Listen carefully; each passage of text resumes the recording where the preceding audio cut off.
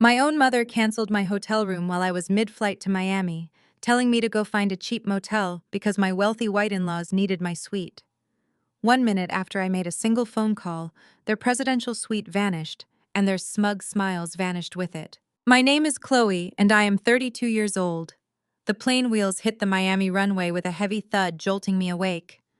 I had been working on my laptop for the entire 3-hour flight from Atlanta, making sure every detail of my sister Serena's destination baby shower was flawless.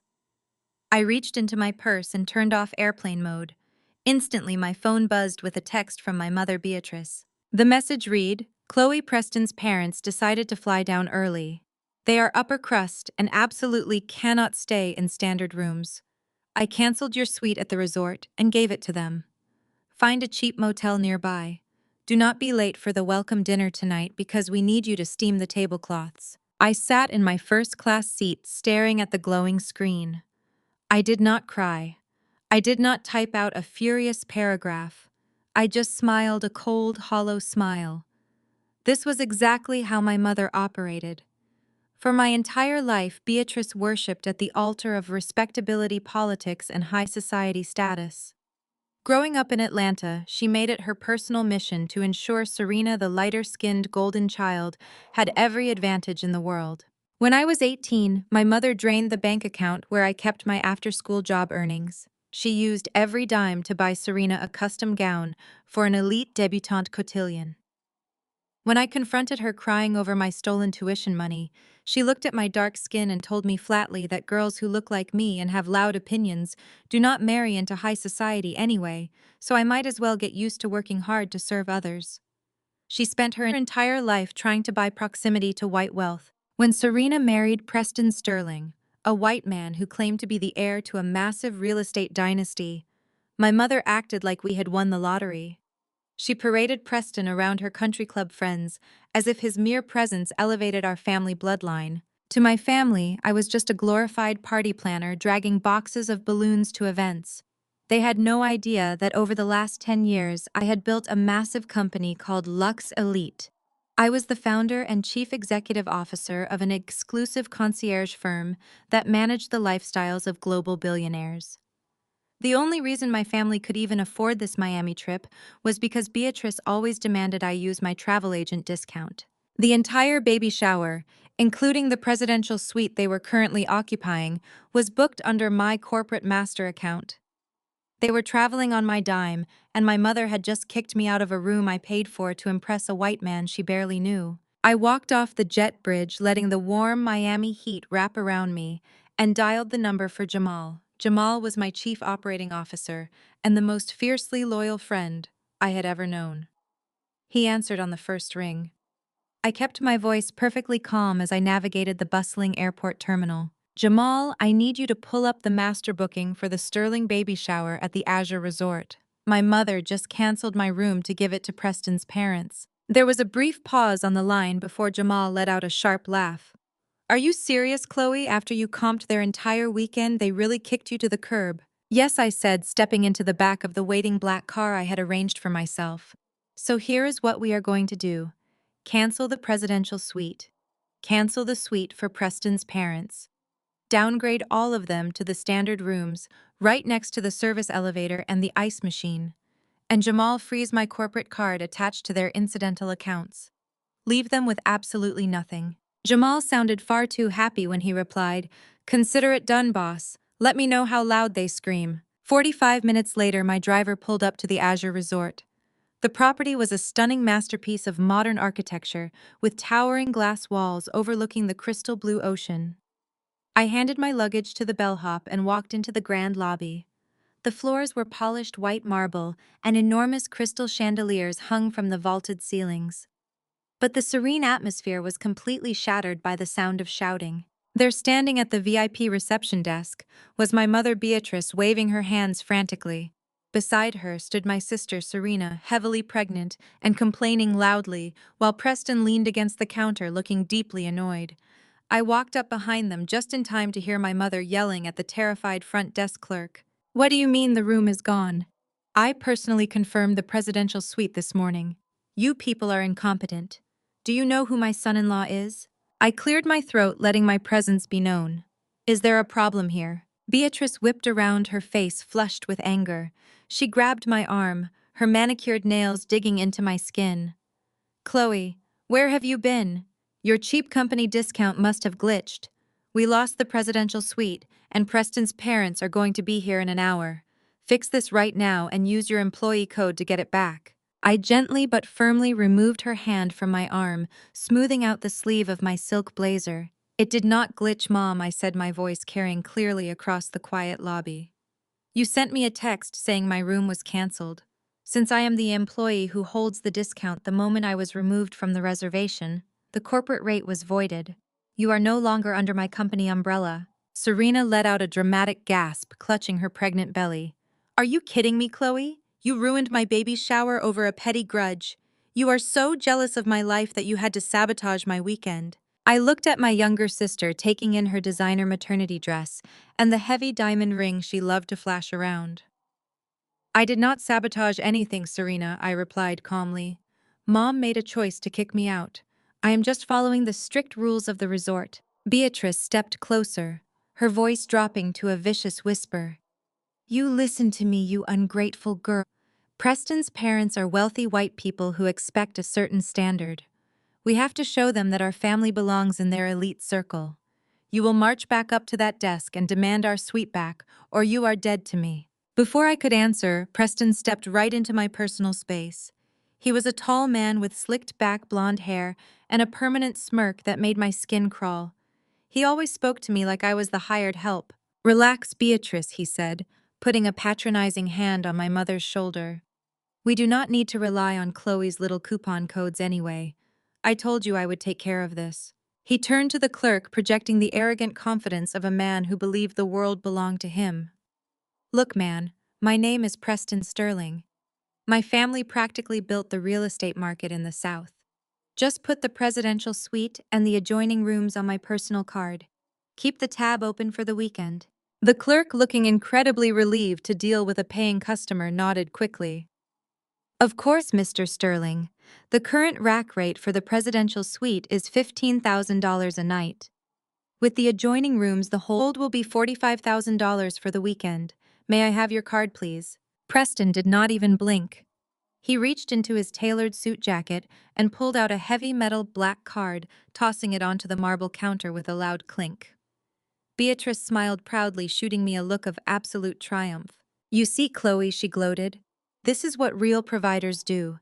You could learn a thing or two if you stopped being so bitter and resentful. I said absolutely nothing. I just stood there, hands folded in front of me, watching the clerk insert the heavy metal card into the machine. The machine processed for a moment. Then it beeped a sharp, flat sound. The clerk frowned, tapping the screen. I am sorry, Mr. Sterling, but this card has been declined. Preston's smirk faltered slightly, but he quickly recovered. It is fraud protection, he said, brushing it off. I travel a lot and the bank gets paranoid. Try this one. He pulled a platinum card from his wallet and handed it over. The clerk swiped it. The machine beeped again. Declined. Preston's face started to turn a slight shade of pink. That is impossible, he muttered, digging through his wallet. Try the corporate card. The clerk swiped a third card. The machine beeped a third time. Declined. By now, Serena was looking around nervously as other wealthy guests in the lobby began to stare at the commotion. Preston, what is going on? She asked, her voice trembling. It is just a bank error. Preston snapped, sweat beginning to form on his forehead. Run them again. I demand you run them again. The clerk, looking far less intimidated, now shook his head and turned the screen so Preston could see it. Sir, I cannot run them again. My system is showing a hard stop from your financial institution. It says these accounts are frozen due to severe delinquency and insufficient funds. The words echoed in the lobby. Severe delinquency, insufficient funds. Beatrice looked like all the air had been knocked out of her lungs. She stared at Preston, her mouth opening and closing silently. Preston snatched his cards off the counter, his hands shaking furiously. This is a mistake, he hissed, glaring at the clerk. Do you have any idea who my father is? I will have your job for this. The clerk remained completely unfazed. Sir, unless you have another form of payment, I can only offer you the standard rooms near the service elevator that are currently held under your name. Will you be taking those rooms, or should I cancel the entire reservation right now? I watched the color drain completely from Preston's face. The man who had spent the last 2 years treating me like dirt, the man my mother worshipped as the pinnacle of upper-class success, could not even afford a standard hotel room. Beatrice turned to me, her eyes wide with panic, completely abandoning her previous hostility. Chloe, she pleaded, her voice dropping to a desperate whisper. Please put the rooms back on your card, just until Preston sorts out this silly bank error. We cannot let his parents see us in a standard room by the elevator. They will think we are poor. I looked at the three of them standing there, stripped of their arrogant illusions. I leaned in close to my mother and spoke softly. You told me to go find a cheap motel, Mom. I suggest you do the same. I turned on my heel and walked away, leaving them standing at the desk, while the clerk repeatedly asked them for a valid payment method. The weekend had only just begun, and I knew the real truth about Preston Sterling was about to tear my family's perfect facade to shreds. I did not look back as I crossed the expansive marble floor of the lobby. I found a quiet seat at the resort bar, ordering a sparkling water and watching the disaster unfold from a distance. Within 20 minutes, the grand glass doors slid open and Preston's parents walked in. They were the picture of old money arrogance, wearing crisp linen and expecting the red carpet treatment. I watched as Preston and my mother scrambled to intercept them before they could reach the reception desk. I could not hear the exact words being exchanged, but the frantic hand gestures and the deep flush on Preston's face told me everything. He was spinning a web of lies, explaining away the loss of the presidential suite. My phone buzzed in my purse. It was a text from Beatrice. She told me I was a spiteful disgrace for embarrassing Preston in front of his wealthy parents, and that I had ruined our family's chance to show we belonged in their elite circle. She demanded I show up to the welcome dinner early to steam the tablecloths and make myself useful. I simply deleted the message and finished my water. The welcome dinner was held in the resort's most exclusive oceanfront dining room. When I arrived, the space was breathtaking. Crystal lanterns hung from the vaulted ceilings, casting a warm glow over tables draped in heavy white linen. The floral arrangements I had personally selected were stunning displays of white orchids and cascading greenery. My family was already seated at the massive center table, laughing and drinking expensive champagne with Preston's parents. I walked toward them, but before I could pull out an empty chair, my sister Sydney intercepted me. She placed a hand on her pregnant belly and gave me a condescending smile. She told me the main table was reserved for family and special guests only. She pointed toward the back of the dining room, right next to the swinging doors of the kitchen. There was a small cramped table set up for the hired help. The photographers, the florists, and the event coordinators were already sitting there eating from a restricted menu. Sydney told me that since I was just the party planner, I needed to sit with the rest of the vendors so I would not ruin the aesthetic of the family dinner. I did not argue.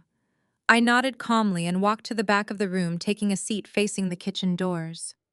Every time the servers rushed in and out, a blast of hot air and the smell of industrial dish soap washed over me. I sat there eating a simple salad while I watched my family feast on lobster and wagyu beef. They toasted to Preston and Sydney, celebrating the wealth and status that did not actually exist. About an hour into the dinner, Preston decided to leave his seat of honor and wander over to my table. He stood over me holding a glass of scotch, swirling the amber liquid with a smug expression. He leaned down and told me to know my place. He said I was there to serve and nothing more. He bragged that Sydney was birthing a sterling heir, securing her future in high society, while I would be single and organizing balloons for the rest of my life. He reminded me to clean up the centerpieces when they were finished eating and to make sure his parents had fresh towels in their room. I looked up at his arrogant face and felt a deep sense of pity for my sister. She had tied her entire identity to a man who was nothing but a hollow shell. I took a slow sip of my water and told Preston to enjoy his meal because the dessert was going to be unforgettable. He rolled his eyes and walked back to his parents, projecting the image of a generous billionaire hosting a lavish event.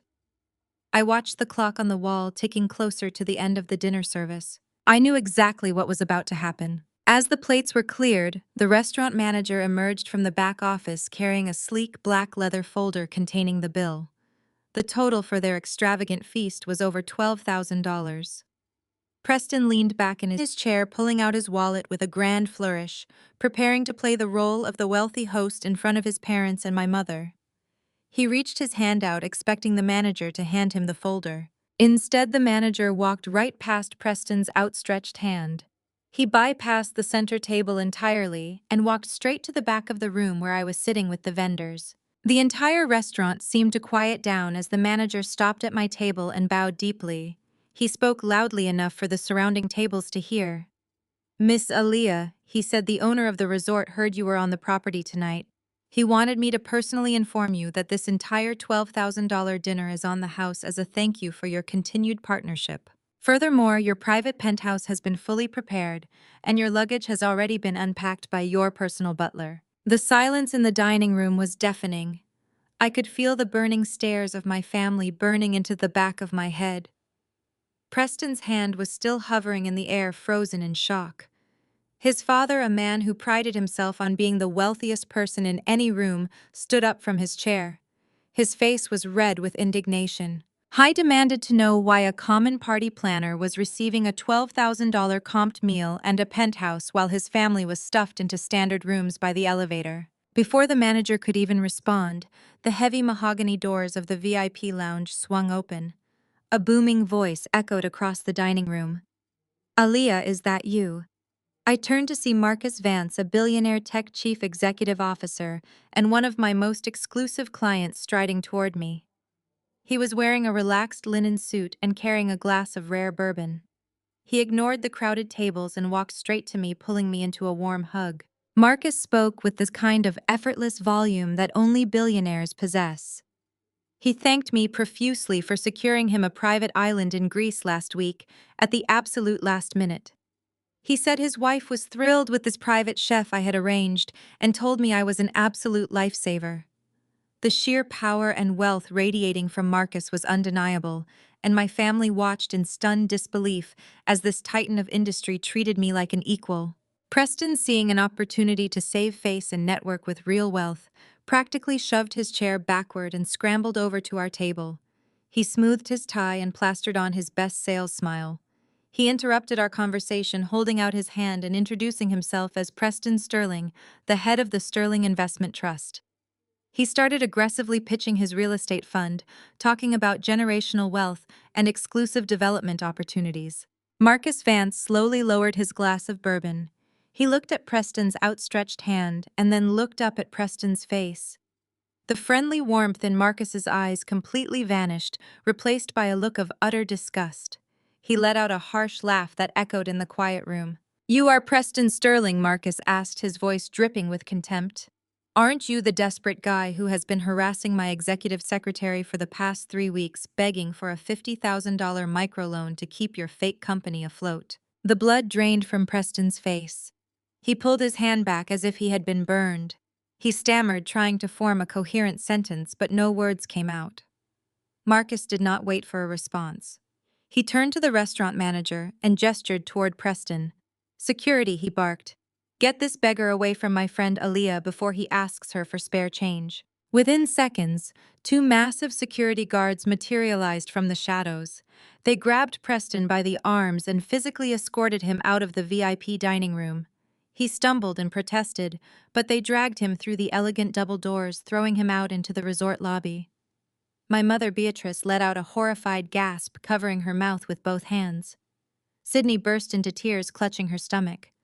Preston's parents, the supposedly elite white royalty, looked absolutely mortified. They grabbed their coats and practically ran out the side exit, refusing to look at my mother or sister as they fled the humiliation. I thanked Marcus for his intervention, and he kissed my cheek before returning to the VIP lounge, telling me to call him next week for dinner. I picked up my purse and calmly walked out of the dining room, leaving my mother and sister sitting alone at a table surrounded by empty wine glasses and shattered illusions. I took the private elevator up to my penthouse. The space was magnificent, featuring floor-to-ceiling windows overlooking the dark ocean and a private infinity pool on the balcony. I walked to the wet bar and poured myself a glass of sparkling water, savoring the quiet victory. But the peace did not last long. Less than 10 minutes later, there was a frantic pounding on my double doors. I opened the door to find my mother standing in the hallway. Her hair was slightly disheveled, and her eyes were wild. I expected her to be furious with Preston for lying, or to apologize to me for treating me so poorly. But Beatrice was incapable of self-reflection. Her obsession with status blinded her to reality. She pushed past me and marched into my penthouse, looking around at the luxurious furnishings with greedy eyes. She spun around and pointed a trembling finger at me. "You ruined everything," she hissed. "Preston's reputation is destroyed because of you. His parents just texted Sydney that they are flying back to Atlanta in the morning because they are so embarrassed. You clearly have rich clients, Aaliyah. I saw how that tech billionaire treated you. You need to fix this right now." I leaned against the kitchen island, crossing my arms. "And how exactly am I supposed to fix Preston being a broke beggar, Mom?" Beatrice slammed her hand on the marble counter. "You need to give Preston $200,000 right now. Give it to him as an investment so he can save face with his father and prove his fund is legitimate. It is your duty as a successful Black woman to uplift your family and protect our image. We sacrificed everything to be accepted in this society, and Sydney marrying into a white dynasty elevated all of us. You owe us this money." I stared at the woman who raised me. She was willing to bankrupt me to maintain a lie. I refused. I told her I would not give a single dime to a con artist. Beatrice lost her mind. She picked up a decorative glass vase and hurled it across the room, where it shattered against the wall. She screamed that I was a selfish, bitter spinster. She threatened to call every member of her country club and make sure high society in Atlanta blacklisted my little party planning business forever. She said I would die alone and poor because I refused to help my own blood. As she ranted, my phone chimed with an encrypted email notification. It was from Jamal. The subject line simply read, "The Sterling File." I opened the message and quickly scanned the documents he had compiled. My eyes widened as the true scope of Preston's deception became clear. It was worse than I thought. So much worse. I looked up from my screen and stared at my mother, who was still breathing heavily from her tantrum. "Mom," I said, my voice dangerously soft, "you do not need to worry about Preston's reputation in high society, because according to this offshore background check, he does not have one. Tell me the truth. Did you and Dad mortgage the ancestral family home in Atlanta?" Beatrice froze. The anger in her eyes was instantly replaced by a flash of genuine terror. She swallowed hard, her hands trembling slightly as she gripped the edge of the marble counter. "I asked you a question, Mom," I repeated, stepping closer. "Did you give Preston the deed to our family home?" She lifted her chin, trying to regain her false bravado. "Yes, we did," she snapped. "Because Preston has a brilliant financial mind.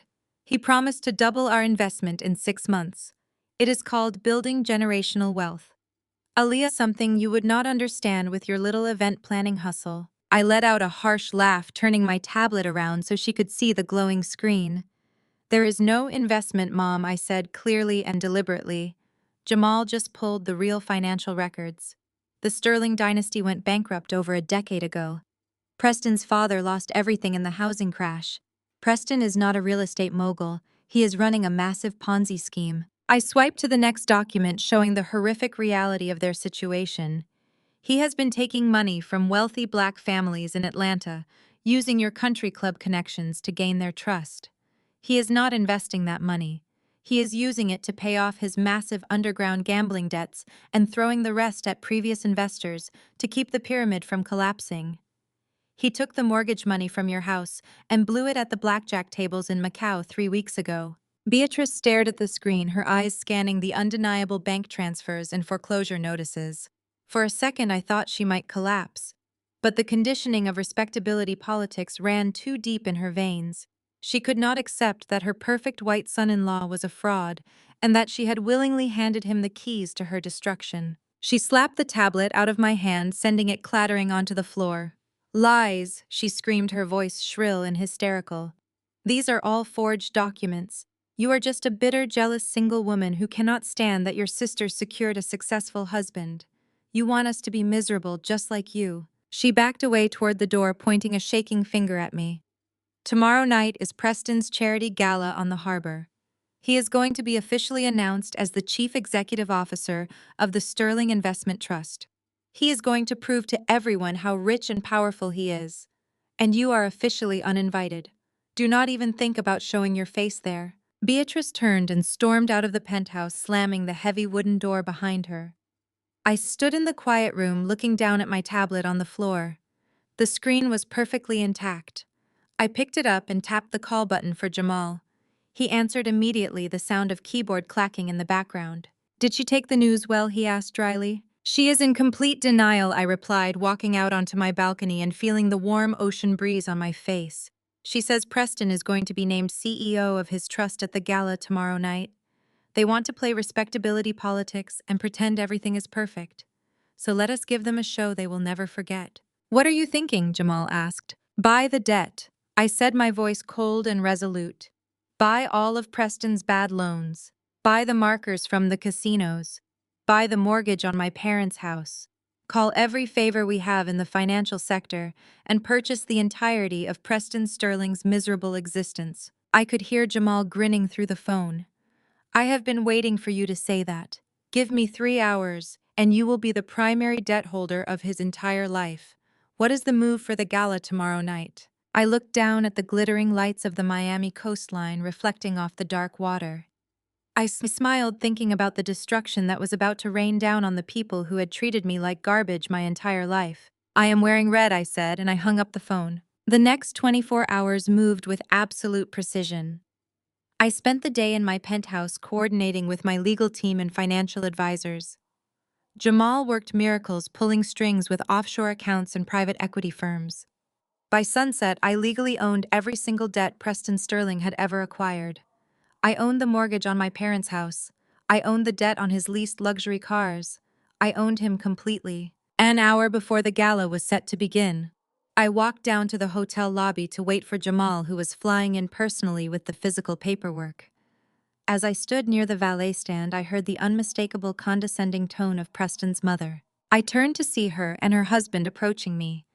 They were dressed in formal evening wear, looking down their noses at me with absolute disdain. Preston's mother stopped a few feet away, looking me up and down. "It is so nice that Preston married down to help a family like yours," she said, her voice dripping with venom. "We know you people always struggle to make ends meet. It is quite cute that you run a little party planning hustle to get by. Just make sure the champagne is ice cold tonight, dear. We expect excellent service." I simply smiled, giving her my best blank customer service expression. I did not argue. I let them dig their graves as deep as possible. Just then, Sydney waddled over in her sequined maternity gown. She linked arms with her mother-in-law, shooting me a look of pure malice. "Do not mind her, Mrs. Sterling," Sydney chimed in. "Alia is just our family's charity case. She is always looking for a handout, but tonight is about our success." They turned and walked out to the waiting limousines, laughing together. I watched them go, feeling absolutely nothing but cold anticipation. A sleek black car pulled up to the curb, and Jamal stepped out holding a heavy leather briefcase. He walked up to me and handed me a pen. "The final foreclosure documents," he said. "Everything is secured." I signed the papers right there on the hood of the car, binding their financial ruin in permanent ink. I handed the pen back to Jamal and smoothed the skirt of my crimson gown. "Time to crash a party," I said. The cool ocean breeze whipped around us as Jamal and I walked toward the marina where the luxury yacht was docked. The vessel was a massive floating palace glowing with ambient lights against the dark Miami sky. I could hear the faint sound of a live band playing on the upper deck, mixed with the pretentious laughter of the wealthy elite. We walked up the boarding ramp, and the security guard immediately recognized Jamal. He unclipped the velvet rope without a single question, bowing his head as we stepped aboard. I smoothed the fabric of my crimson gown, feeling the heavy weight of the foreclosure documents safely tucked inside Jamal's briefcase. We made our way to the upper deck, where the main event was taking place. The scene was sickeningly predictable. My mother Beatrice and my father Reginald were parading around the room holding crystal flutes of champagne and boasting to their Atlanta country club friends. I stood in the shadows near the bar, watching my mother preen and pose as she introduced Preston to anyone who would listen. She called him a visionary and the savior of the Sterling dynasty. Preston was in his element, holding court in the center of the room. I watched him smoothly collect large investment checks from unsuspecting older black couples, promising them guaranteed returns on his next mega project. He was draining their life savings with a charming smile and a firm handshake. Sydney was standing next to him, heavily pregnant and wearing a diamond necklace that was undoubtedly paid for with stolen money. She looked down her nose at the catering staff, snapping her fingers when her water glass was empty. After about an hour, the band stopped playing, and my father tapped his glass with a spoon to get everyone's attention. The crowd gathered around the grand staircase as Reginald took the microphone. His voice was thick with unearned pride. He welcomed everyone to the celebration of generational wealth and announced that his son-in-law Preston was officially taking over as the chief executive officer of the Sterling Investment Trust. He declared that Preston was the future of our family and the proof that the Williams bloodline had finally reached the absolute pinnacle of high society. The crowd applauded politely as Preston took the microphone from my father. Preston puffed out his chest, looking incredibly arrogant under the bright lights. He thanked Reginald for the kind words and talked about his grand vision for the future. He said he was going to build an empire that would outlast them all. Then his eyes scanned the crowd, and a cruel smirk spread across his face. He leaned into the microphone and said he wanted to give a special shout-out to his sister-in-law, Chloe, who had apparently sneaked onto the yacht tonight. He told the crowd not to worry, because when he officially became chief executive officer in the morning, he was going to hire me to clean their new corporate offices. He said it was important to provide charity to less fortunate family members so they could learn the value of hard work. A few people in the crowd chuckled nervously, while my mother beamed with vicious satisfaction. Sydney leaned her head on Preston's shoulder, looking incredibly smug. They thought they had won. They thought they had successfully humiliated me and cemented their elite status. That was the exact moment I nodded at Jamal. He pulled out his phone and tapped the screen once. Immediately, the yacht's sound system cut out with a sharp screech. The soft lighting dimmed and the massive projector screens behind Preston flickered to life. The Sterling Investment Trust logo appeared on the screens for a brief second before a massive bright red stamp slammed down over it. The word foreclosed was written in bold, undeniable letters. A collective gasp rippled through the crowd. Preston turned around and stared at the screens, his confident smirk melting into absolute panic. He frantically tapped the microphone, but it was dead. I stepped out of the shadows and began walking down the grand staircase, my crimson gown flowing behind me. The crowd parted like the Red Sea as Jamal followed closely at my side, carrying a wireless microphone that he had synced to the yacht's emergency broadcast system. He handed it to me as I reached the bottom of the stairs. I looked directly at Preston and spoke into the microphone, my voice echoing clearly across the silent deck. I told him it was going to be very hard for him to be the chief executive officer of a trust that I officially liquidated 3 hours ago. Preston began to stammer, stepping backward as I approached. His parents, who had been standing near the front of the crowd, pushed their way forward. His father turned red in the face and started screaming that I was lying. He demanded to know who I was and how a common party planner dared to speak about the Sterling dynasty. I smiled smoothly and introduced myself to the entire room. I told them my name was Chloe and I was the founder and chief executive officer of Aura Elite. I explained that we manage the lives and portfolios of the top 1% of global billionaires. I looked right at Preston's parents and said that yesterday afternoon, my firm had purchased the entirety of their so-called dynasty's debt for pennies on the dollar. I told them I was not a party planner, but I was in fact their biggest creditor. My mother shrieked, pushing her way through the crowd. She screamed at me to stop this embarrassment immediately. She yelled that Preston was a millionaire and that I was just a jealous, bitter woman trying to ruin her perfect night. I turned to my mother and let all the cold indifference I felt wash over my face. I told her that her millionaire son-in-law was currently $14 million in debt and that he had used the deed to her ancestral home as collateral to cover his underground gambling losses. I looked at the crowd of wealthy investors who had just handed Preston their checks. I told them to hold on to their wallets because Preston Sterling was running a massive Ponzi scheme and their investment money was going straight to the high-stakes blackjack tables in Macau. To prove my point, Jamal tapped his phone again. The projector screens changed, displaying Preston's actual bank accounts, his outstanding casino markers, and the forged financial documents he had used to secure the yacht venue. The numbers were undeniable. The guests who had been singing his praises just moments before began shouting in outrage, demanding their checks back. Preston's parents, realizing that their son's massive fraud was fully exposed and that they were surrounded by angry victims, turned around and quietly slipped out the back exit of the yacht, abandoning him entirely to save themselves. Preston snapped. The realization that his entire fake life was over broke whatever restraint he had left. He let out a furious, animalistic scream and charged at me with his fists clenched. Jamal did not even hesitate.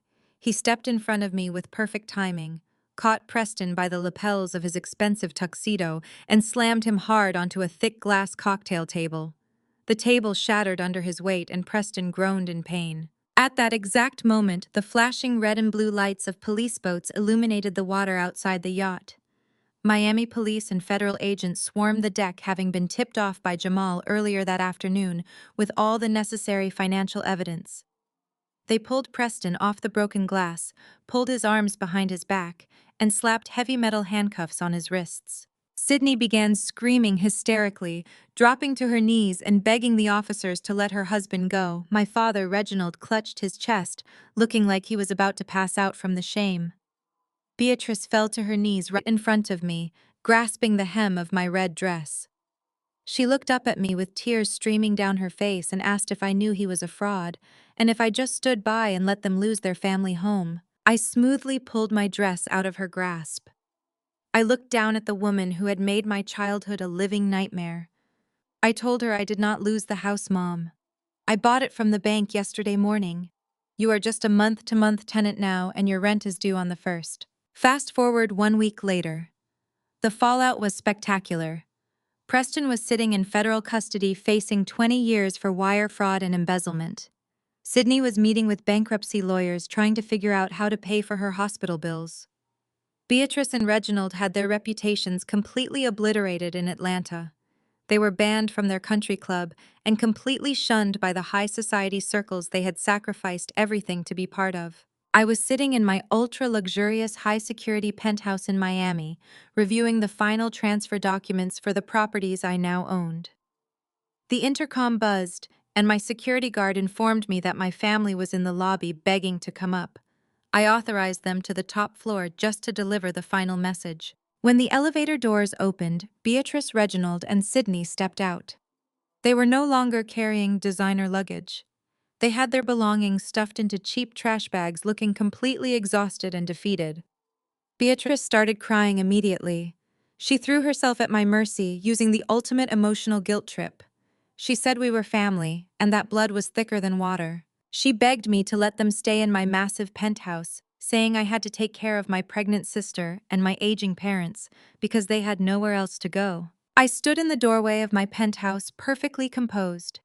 I looked at the people who had spent 32 years treating me like a dark-skinned embarrassment, who was not elite enough for their dinner table. I told my mother that blood is thicker than water, but loyalty is thicker than blood. I said this penthouse is strictly for the elite, and since they were now officially broke, they no longer met the requirements. I looked at Sydney, who was sobbing quietly. I told her I had transferred $10,000 to a basic checking account in her name so she could rent a modest apartment for the baby. I made it very clear that it was the only charity she would ever receive from me for the rest of her life. I stepped back into my penthouse and looked at my mother one last time. I told her to enjoy whatever cheap motel she could find and to make sure she booked it herself this time. I pushed the heavy mahogany doors closed, hearing the resounding and satisfying thud shut them out of my life forever. Inside the penthouse, Jamal was already pouring 2 glasses of 50-year-old scotch. He handed one to me with a wide, proud smile. We clinked our glasses together, standing by the floor-to-ceiling windows and looking out over the glittering Miami skyline. The sweet taste of complete untethered freedom had never felt so good. I walked away from the reception desk and found a quiet corner in the lobby bar. I ordered a sparkling water and watched the disaster unfold from a safe distance. The grand glass doors of the Azure Resort slid open, and Preston's parents walked in. They were the absolute picture of old money arrogance. His father wore a crisp linen suit and his mother had a sweater tied perfectly over her shoulders. They expected the red carpet treatment. I watched as Preston and my mother scrambled across the marble floor to intercept them before they could reach the reception desk. I could not hear the exact words being exchanged, but the frantic hand gestures and the deep flush on Preston's face told me everything I needed to know. He was spinning a web of lies explaining away the loss of the presidential suite. He was probably blaming a wire transfer error from his fictional trust fund. His parents looked annoyed, but they eventually pulled out their own credit cards to cover the standard rooms by the service elevator. My phone buzzed in my purse. It was a text message from Beatrice. She told me I was a spiteful disgrace for embarrassing Preston in front of his wealthy parents. She said I had ruined our family's chance to show we belonged in their elite circle. She demanded I show up to the welcome dinner early, to steam the tablecloths and make myself useful. I simply deleted the message and finished my water. I did not have to wait long before my mother found me. Beatrice marched into the lobby bar, her designer heels clicking sharply against the polished floor. Her face was twisted into a mask of pure rage. She grabbed my arm and pulled me into a secluded alcove near the restrooms, so no one could hear her yelling. She hissed at me through clenched teeth, asking how I could be so selfish and vindictive. She said I had deliberately humiliated Preston in front of his white parents and that I was trying to destroy the family reputation. I looked at her completely unfazed by her anger. I told her I did not freeze Preston's bank accounts and I certainly did not force him to use a declined credit card. Beatrice waved her hand, dismissing reality entirely. She said it was a simple banking error, but my refusal to fix the corporate discount made us look like we were begging for handouts. She said her entire life had been about proving that our black family was just as refined and wealthy as the white elite. She said Serena marrying Preston was the ultimate victory and that I was jeopardizing all of it because I was a bitter single woman who organized parties for a living. She pointed a manicured finger at my chest and ordered me to go to the oceanfront dining room immediately. She told me to steam the tablecloths, arrange the centerpieces, and stay out of sight when the real guests arrived. I did not argue with her. I just nodded and walked away, letting her hold on to her delusions for a few more hours. The welcome dinner was held in the resort's most exclusive oceanfront dining room. When I arrived, the space was breathtaking.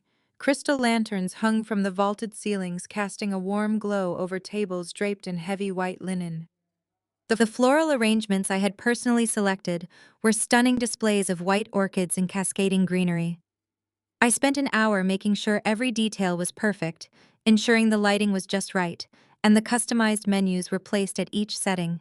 As the sun began to set over the Miami coastline, my family and Preston's parents finally arrived.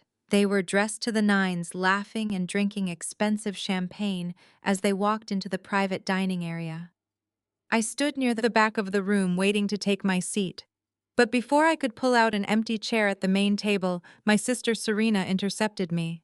She placed a hand on her pregnant belly and gave me a condescending smile. She told me the main table was reserved for family and special guests only. She pointed toward the back of the dining room right next to the swinging doors of the kitchen. There was a small cramped table set up with a cheap black tablecloth. She said since I was just the party planner, I needed to sit with the rest of the hired help.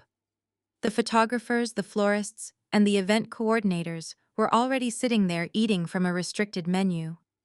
Serena told me I needed to stay out of the way, so I would not ruin the aesthetic of the family dinner with my presence. She said Preston's parents were very particular about who they dined with. I walked over to the vendor table without a single complaint. I took a seat facing the kitchen doors. Every time the servers rushed in and out, a blast of hot air and the smell of industrial dish soap washed over me. The noise of clattering plates and shouting chefs was deafening.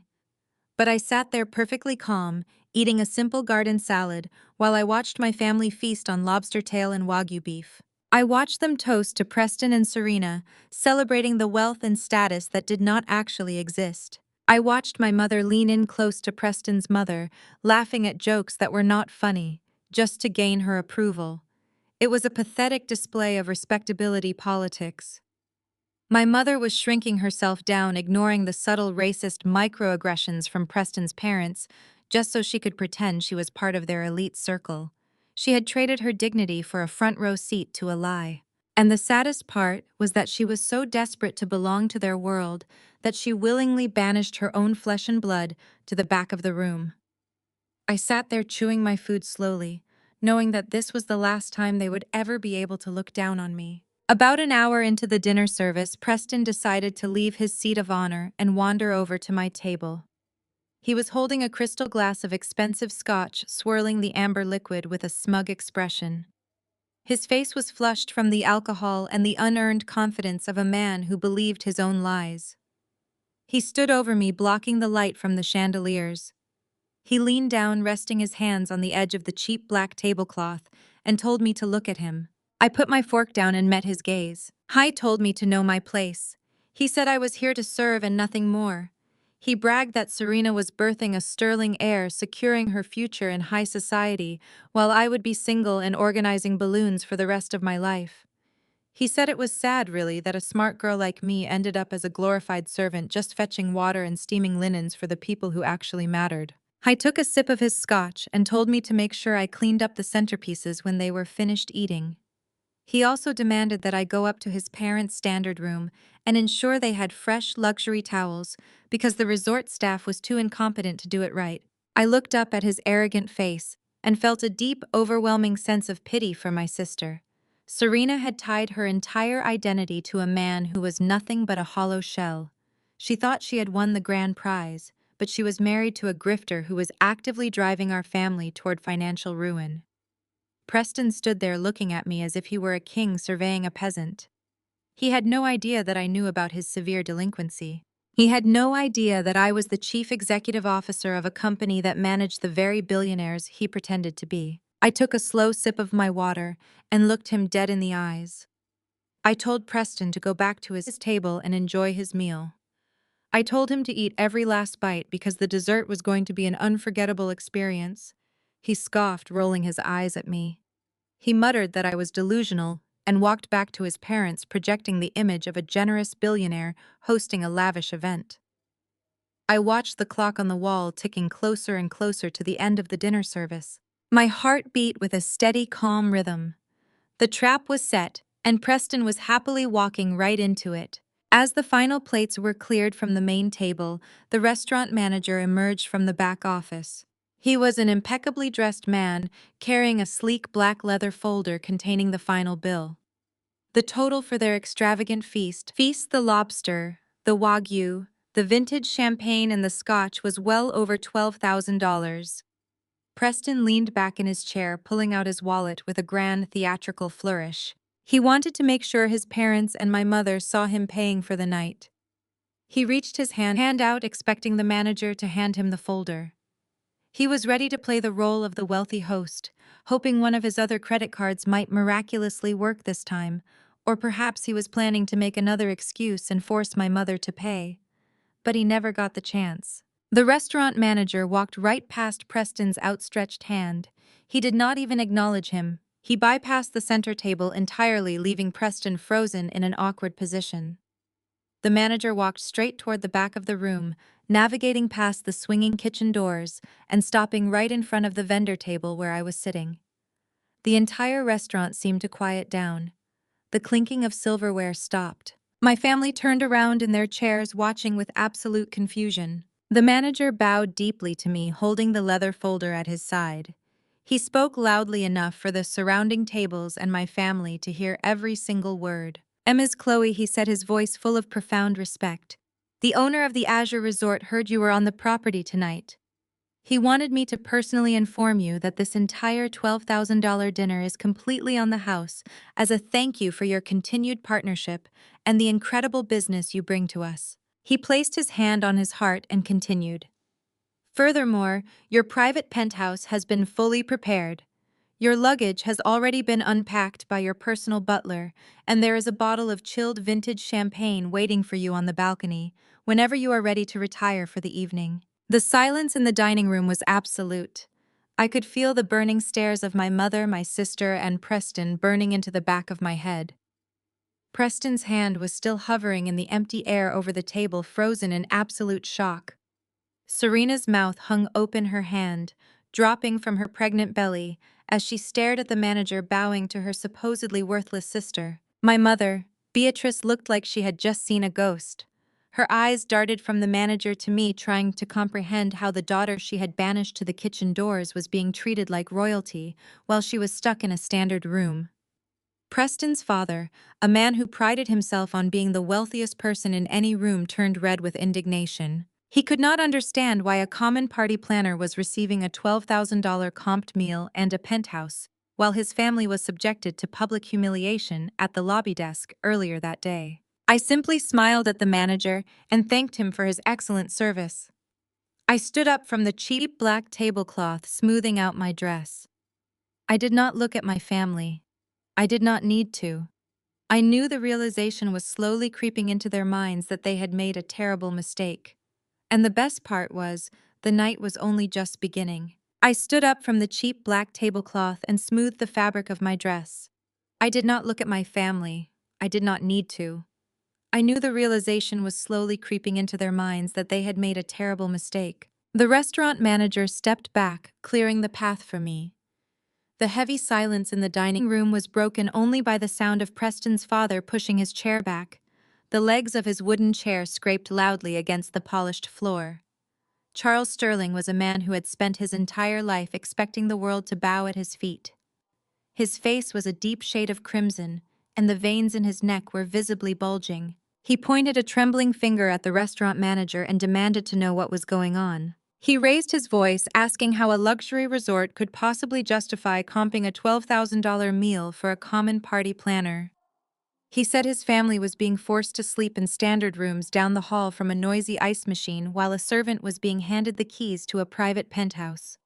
He demanded to speak to the owner immediately, claiming that the Sterling family was being disrespected and that he would personally ensure the resort was ruined. The manager did not even flinch. He maintained his perfect posture and looked at Charles with a calm professional detachment. He told Charles that the resort owner valued loyalty and highly exclusive partnerships. He said Miss Aaliyah brings a caliber of clientele to this property that is entirely unmatched, and she will always be treated as our most honored guest. I then politely suggested that if Charles was unhappy with his standard room, he was welcome to check out at the front desk and find accommodations elsewhere. I walked away from the vendor table, leaving the smell of the hot kitchen behind me. I glided across the dining room floor, savoring the feeling of the soft carpet under my heels. I walked right past the main table where my mother Beatrice was sitting. Her mouth was opening and closing like a fish pulled out of water. She could not comprehend what was happening. Her brain was short-circuiting, trying to process how the daughter she had banished to the shadows was suddenly the most powerful person in the room. I was halfway to the exit when the heavy mahogany doors of the private VIP lounge swung open. A booming voice echoed across the dining room, cutting through the tension like a knife. "Alia, is that you?" I turned around and saw Harrison Vance stepping out of the lounge. Harrison was a billionaire tech chief executive officer and one of my most secretive high-profile clients. He was dressed in a relaxed linen suit, holding a glass of rare bourbon. He radiated the kind of quiet, untouchable wealth that my mother and Preston only pretended to have. Harrison ignored the crowded tables and walked straight toward me with a massive grin on his face. He pulled me into a warm embrace, laughing loudly. He stepped back, holding me by the shoulders, and told me he had been meaning to call me all week. He spoke with the effortless volume of a man who never had to worry about being interrupted. He thanked me profusely for the miracle I pulled off last week. He said his wife was absolutely thrilled with the private island in Greece I had secured for their anniversary. He told the entire dining room that I was an absolute lifesaver, and that the private chef I flew in from Paris made the best meal of his entire life. The dining room was dead silent. Every single guest was watching this exchange. My family was paralyzed. Beatrice was gripping the edge of the table so hard her knuckles were turning white. She knew exactly who Harrison Vance was. He was on the cover of every major business magazine in the country. Her eyes darted from Harrison to me, trying to figure out how her dark-skinned disappointment of a daughter was casually chatting with a titan of global industry. Preston, seeing an opportunity to save his crumbling facade, decided to make the worst mistake of his life. He pushed his chair back and scrambled over to where Harrison and I were standing. He hastily smoothed his tie and plastered on his slickest, most desperate salesman smile.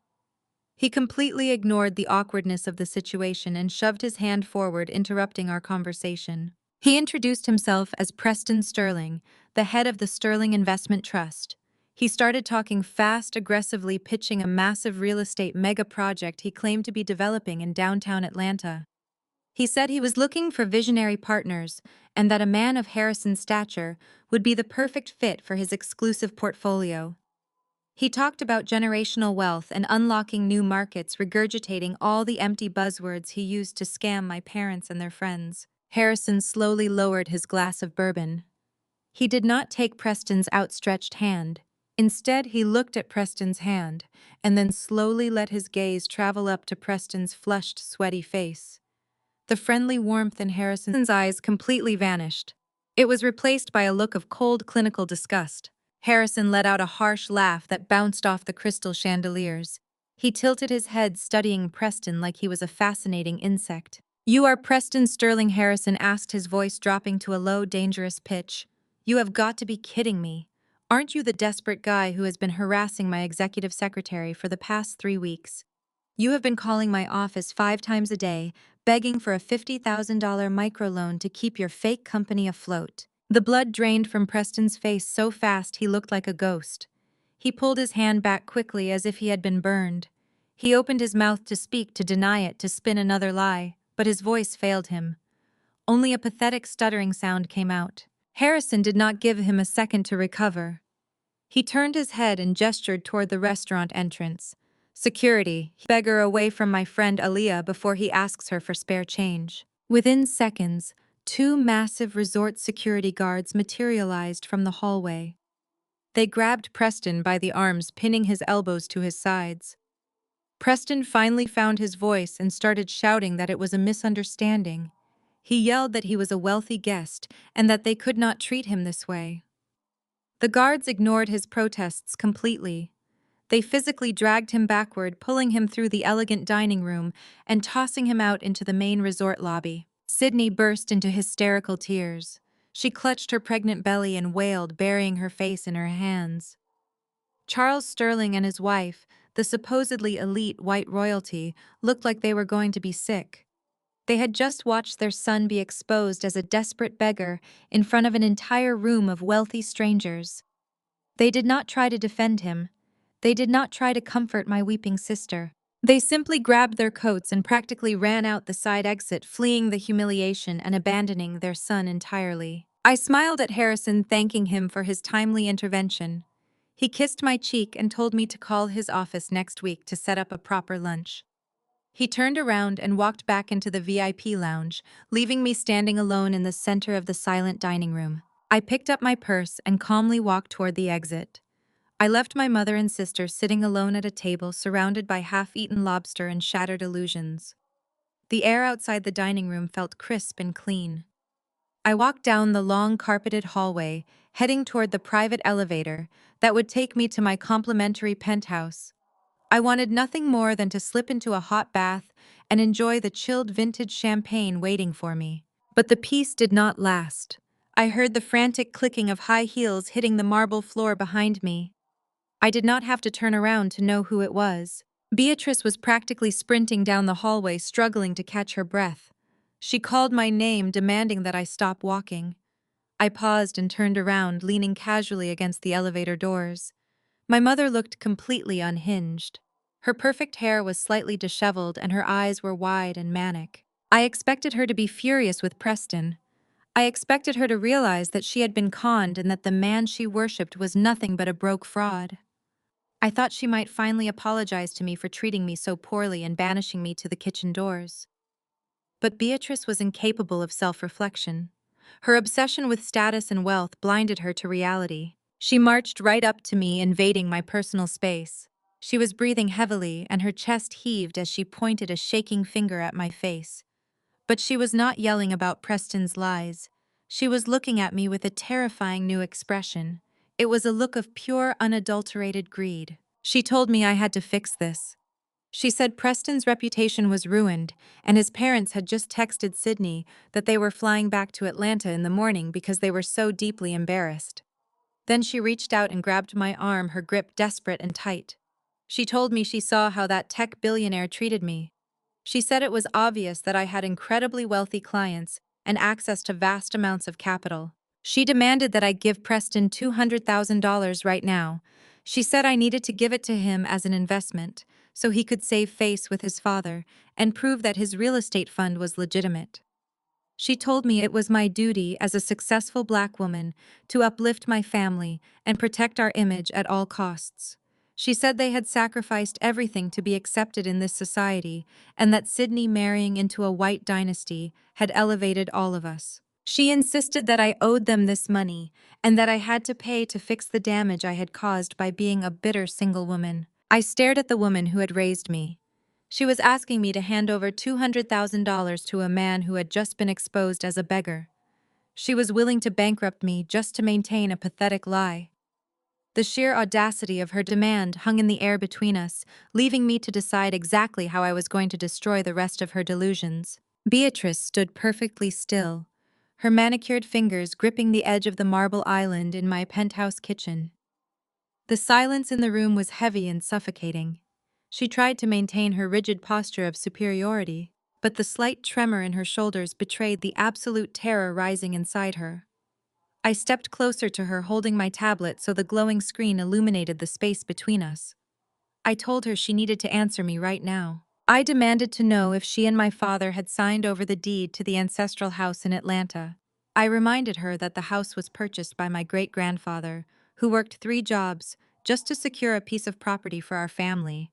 It was our legacy, and I needed to know if she had handed it over to a white grifter just to buy proximity to his imaginary wealth. Beatrice swallowed hard.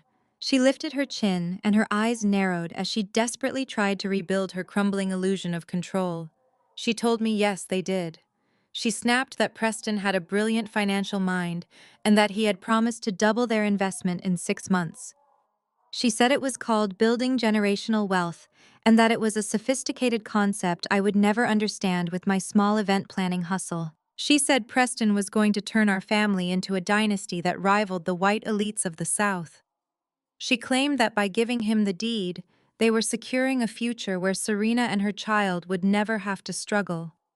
She looked at me with absolute contempt and said, I was just angry because no man had ever offered to elevate me the way Preston elevated her favorite daughter. I let out a harsh laugh that echoed off the high ceilings of the penthouse.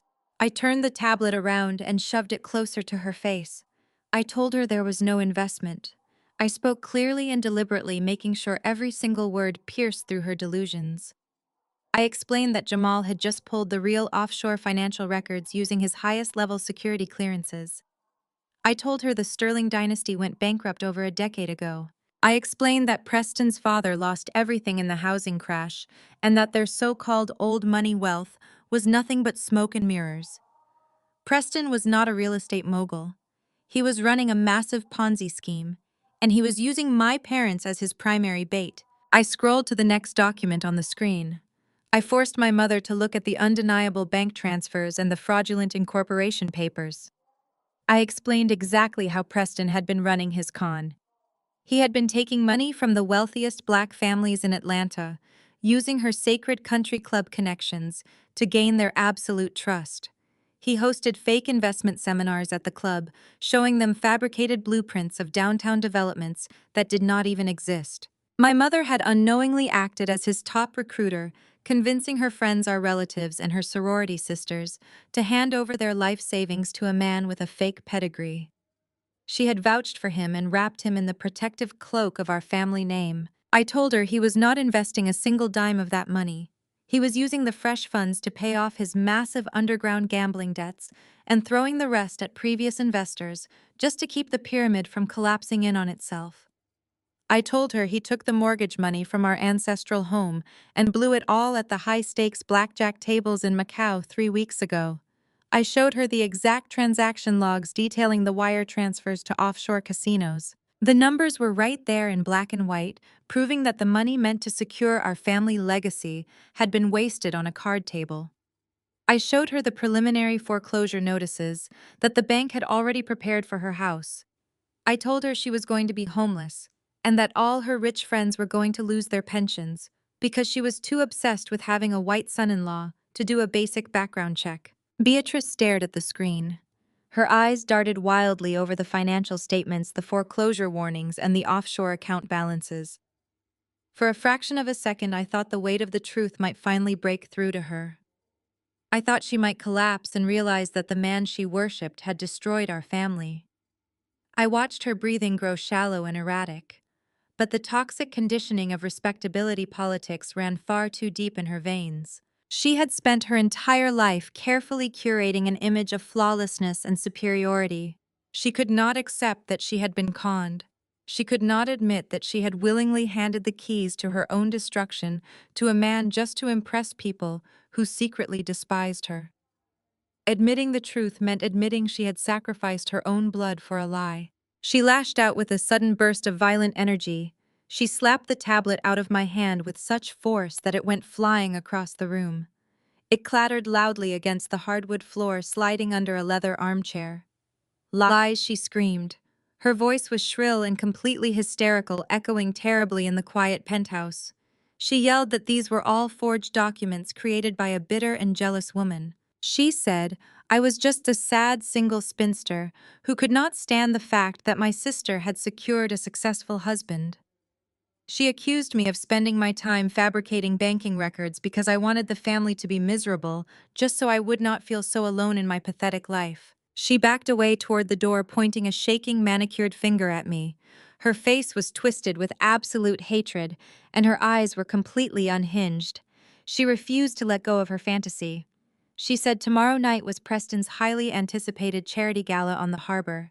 She announced that he was going to be officially named as the Chief Executive Officer of the Sterling Investment Trust in front of the most powerful people in Miami. She said he was going to prove to everyone how rich and powerful he truly was, and that he would cement our family's legacy in high society forever. She told me I was officially uninvited, and that if I even thought about showing my face at the gala, she would have security drag me out by my hair. She said I was dead to her and that she never wanted to see my face again. She turned around and stormed out of the penthouse, slamming the heavy wooden door behind her with a deafening crash that vibrated through the floorboards. I stood alone in the quiet penthouse. The echo of the slamming door faded away, leaving only the sound of the ocean waves crashing against the beach far below. I felt a strange sense of absolute calm wash over me. For years I had tried to earn her approval. For years I had tried to prove that I was worthy of being her daughter. But seeing her defend the man who was actively destroying her life, just to maintain an illusion, finally severed the last remaining tie I had to her. I was free. I walked over to where my tablet had landed on the floor. I crouched down and pulled it out from under the armchair. I brushed the dust off the screen. The tempered glass was perfectly intact. There was not a single scratch on it. It was a fitting metaphor for how little damage my mother could actually do to me now. I unlocked the screen and tapped the call button for Jamal. He answered immediately. The rapid clicking of his computer keyboard echoed through the speaker. He asked me dryly if my mother had taken the news well.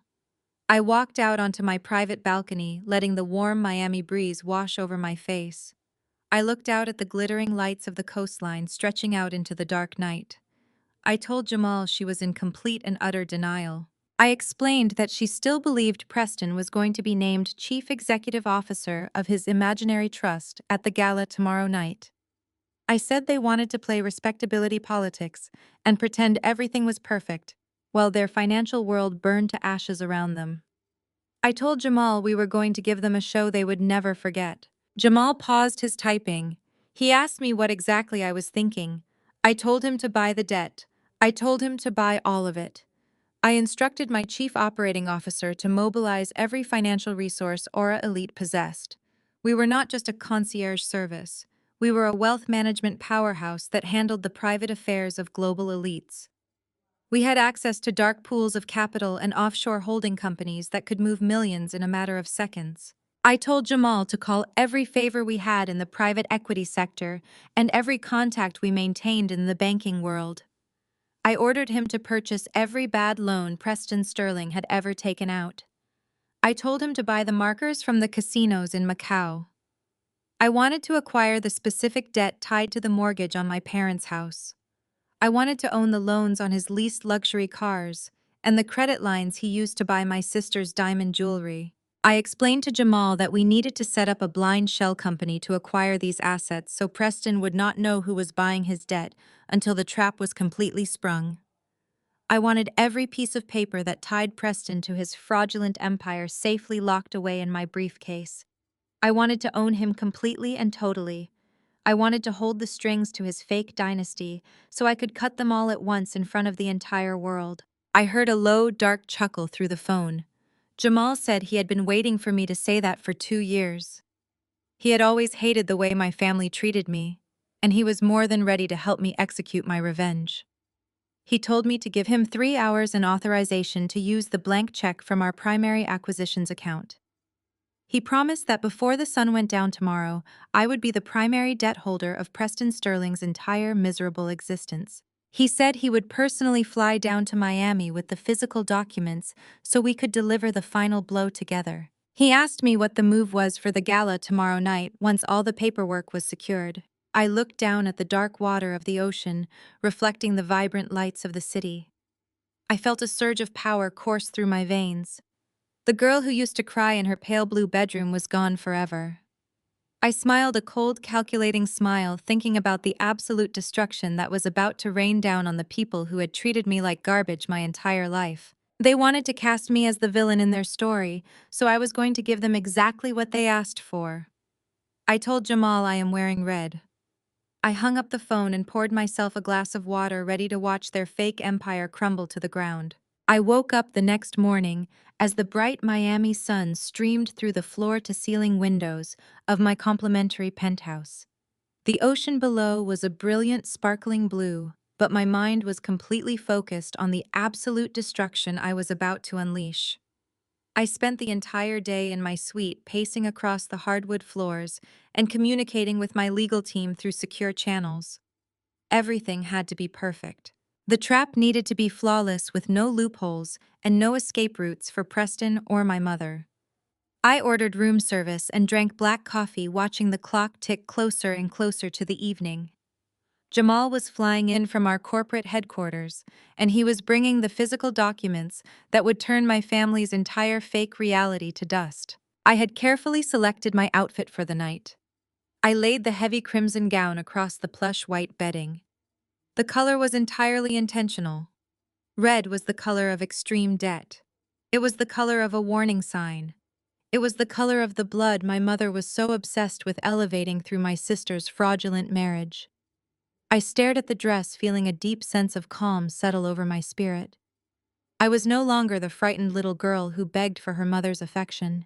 I was a highly successful businesswoman, holding the financial execution papers for the people who had treated me like a peasant. Late in the afternoon, about 2 hours before the charity gala was set to begin, I decided to head down to the main lobby of the Azure Resort.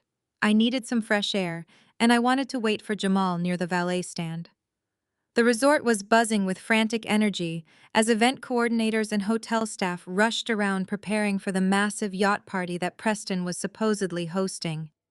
I stood quietly near a massive marble pillar, watching the wealthy guests mingle and laugh. I blended into the background, perfectly comfortable in my own silence. That was when I heard the sharp, condescending voice cut through the ambient noise of the lobby. I turned my head and saw Preston's parents walking toward me.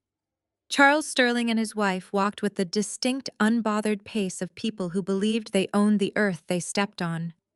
They were dressed in crisp, pastel evening wear, radiating the aesthetic of old-money white American wealth. It was an image they had cultivated to perfection, even though their actual bank accounts had been empty for a decade. They spotted me standing near the pillar and immediately altered their course to intercept me. I did not move. I stood my ground, keeping my posture perfectly straight and my face completely neutral. Mrs. Sterling stopped a few feet away from me.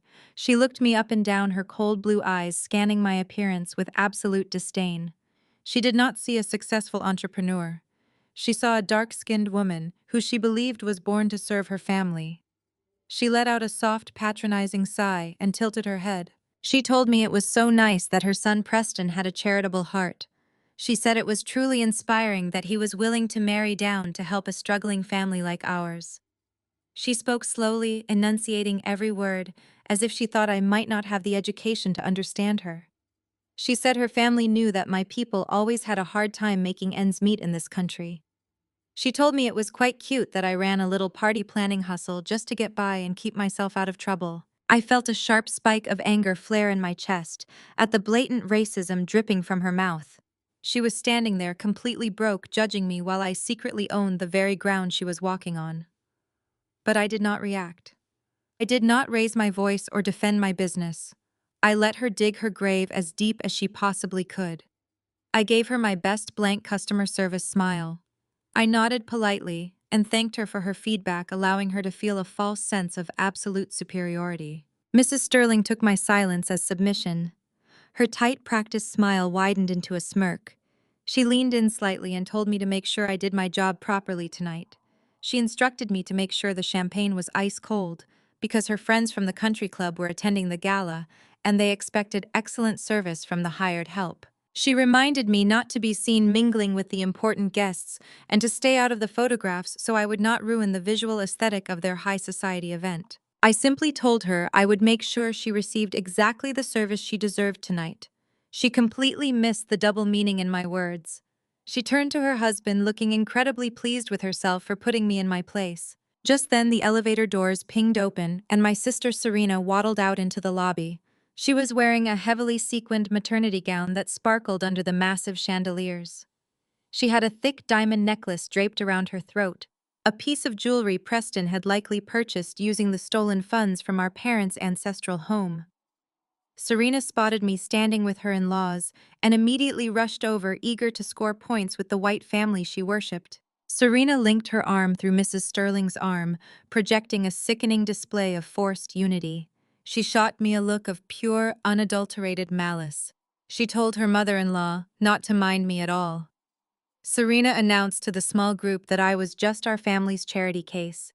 She said I was always looking for a handout and that I was probably lurking in the lobby, hoping to sneak into the gala to steal some free food. She patted her pregnant belly and proudly declared that tonight was all about the Sterling family's success and that they would not let a bitter spinster ruin their magical evening. I looked at my younger sister and felt a profound, chilling sadness mixed with absolute coldness. She was actively selling out her own blood. She was throwing her own sister under the bus to appease a family of racists who secretly despised her. She was so desperate for their validation that she willingly humiliated herself and me just to play the role of the grateful daughter-in-law. I realized in that exact moment that there was nothing left to save. Serena was fully complicit in her own destruction. I did not offer a single word of defense. I looked at Serena and Mrs. Sterling and told them to enjoy the gala because it was going to be a once-in-a-lifetime experience. They laughed together, a harsh, mocking sound that echoed off the marble walls. They turned their backs on me and walked out toward the waiting limousines, leaving me standing alone near the valet stand. I watched them drive away, heading toward the marina where the luxury yacht was docked. I took a deep breath, letting the final remnants of familial obligation leave my body forever. A few minutes later, a sleek black Maybach pulled smoothly up to the curb. The tinted windows rolled down and I saw Jamal sitting in the back seat. He looked sharp, wearing a custom-tailored charcoal suit and a serious expression. He stepped out of the vehicle, adjusting his cuffs, and opened the heavy door for me. He did not smile. He knew exactly what this moment meant. He extended his hand and guided me into the luxurious leather interior of the Maybach. I slid into the back seat and Jamal climbed in right after me. The heavy door closed, shutting out the noise of the Miami streets. The privacy partition between us and the driver glided up silently, sealing us in our own secure world. Jamal reached onto the seat beside him and picked up a thick black leather briefcase. It looked heavy. It was the physical manifestation of all the power and wealth I had spent the last 10 years building. He rested the briefcase on his lap and popped the metal latches. The sharp click sounded incredibly loud in the quiet car. He opened the lid and pulled out a stack of pristine legal documents. The papers were crisp and covered in dense financial jargon, but the red stamps on the front pages were impossible to misunderstand. Jamal handed me the first stack of papers. He looked at me with deep, fierce loyalty. I told me everything was secured. He explained that our offshore shell company now officially owned the entirety of the Sterling Investment Trust. He handed me another stack of papers pointing to the specific clauses. He showed me the foreclosure documents for Preston's fake company and the immediate seizure orders for his bank accounts. Then he handed me the most important document of all. It was the deed and the mortgage transfer for my parents' house in Atlanta. Jamal told me I now owned every single asset and every single debt attached to Preston Sterling and my parents. He pulled a heavy, expensive fountain pen from his breast pocket and handed it to me. He said all they needed was my final signature to activate the immediate asset freeze and authorize the federal authorities to move in on the yacht. I took the cold metal pen from his hand. I stared at the signature line on the foreclosure documents. I thought about the pale blue bedroom I grew up in. I thought about my mother draining my college fund for a dress. I thought about being forced to eat at the vendor table by the kitchen doors while my family laughed at my expense. I thought about the racist insults Mrs. Sterling had just hurled at me in the lobby while my sister nodded along in eager agreement. I uncapped the pen. I pressed the nib against the thick paper and signed my name with smooth, deliberate strokes. I signed away their fake wealth. I signed away their social status. I signed away the house my mother prized more than her own child. I bound their entire fate to my absolute will in permanent dark blue ink. I closed the folder and handed the stack of signed documents back to Jamal. I placed the pen back into his waiting hand. I leaned back into the soft leather seats of the Maybach and let out a long, slow breath. I turned my head to look at Jamal, who was carefully locking the briefcase. The cool ocean breeze whipped around us as Jamal and I walked toward the marina where the luxury yacht was docked. The vessel was a massive floating palace glowing with ambient lights against the dark Miami sky. I could hear the faint sound of a live band playing on the upper deck, mixed with the pretentious laughter of the wealthy elite. We walked up the boarding ramp and the security guard immediately recognized Jamal. He unclipped the velvet rope without a single question, bowing his head respectfully as we stepped aboard. I smoothed the fabric of my crimson gown, feeling the heavy weight of the foreclosure documents safely tucked inside Jamal's briefcase. We made our way to the upper deck, where the main event was taking place. The scene was sickeningly predictable. My mother, Beatrice, and my father, Reginald, were parading around the room holding crystal flutes of champagne and boasting to their Atlanta country club friends. I stood in the shadows near the bar watching my mother preen and pose as she introduced Preston to anyone who would listen. She called him a visionary and the absolute savior of the Sterling dynasty. Preston was in his element, holding court in the center of the room. I watched him smoothly collect large investment checks from unsuspecting older black couples, promising them guaranteed returns on his next mega project. I was draining their life savings with a charming smile and a firm handshake. Sydney was standing next to him, heavily pregnant and wearing a diamond necklace that was undoubtedly paid for with stolen money. She looked down her nose at the catering staff, snapping her fingers rudely when her water glass was empty. I watched as one of my parents' oldest friends, Dr. Thomas, handed Preston a thick sealed envelope. Preston took it with a practiced look of deep humility, assuring the retired surgeon that this seed money would anchor his grandchildren's future for decades. It was absolutely sickening to witness. Preston swirled the expensive whiskey in his glass, his eyes darting around the room to find his next mark. How was a predator draped in a tailored tuxedo, feeding off the aspirations of hardworking people who simply wanted to build a legacy? My mother fluttered around him like a moth drawn to a flame, making sure everyone knew that this white real estate heir belonged to her family. She was using his perceived status to validate her own existence, completely blind to the fact that he was dismantling everything she and my father had spent 40 years building. Reginald stood by the caviar station laughing loudly at a joke Preston told, projecting the image of a proud patriarch. He had no idea that the very home he planned to retire in was already gone, sold out from under him to fuel Preston's gambling addiction. Jamal stood next to me, his arms crossed over his broad chest. He leaned in close and whispered that the offshore accounts were fully locked and the local authorities were on standby. All we had to do was wait for the perfect moment. I took a slow sip of my club soda and let my eyes sweep over the glamorous crowd. There were easily 200 people on the yacht tonight, all dressed in their absolute finest evening wear. They were sipping top-tier liquor and eating expensive delicacies, completely unaware that they were standing in the middle of a collapsing house of cards. I felt a sudden surge of protective anger for the innocent guests, but an even stronger wave of cold anticipation for the people who had brought this poison into our lives. Beatrice walked past the bar, completely ignoring my presence as she guided another wealthy couple toward her son-in-law. She was glowing with the kind of pride she had never once shown me. To her, I was just a dark-skinned embarrassment who planned parties for a living, while Serena had secured a white billionaire who would elevate our bloodline. She was so blinded by her own internal prejudice and obsession with high society respectability that she willingly served her friends on a silver platter to a monster. I watched Preston pocket another check, his arrogant smirk growing wider with every dollar he stole. He truly believed he was untouchable. He believed his white privilege and his fake last name made him completely immune to the consequences of his actions. He thought he could rob these successful black families blind and then sail away into the sunset. He did not know that the woman standing in the shadows wearing a red dress held the absolute legal rights to his entire miserable existence.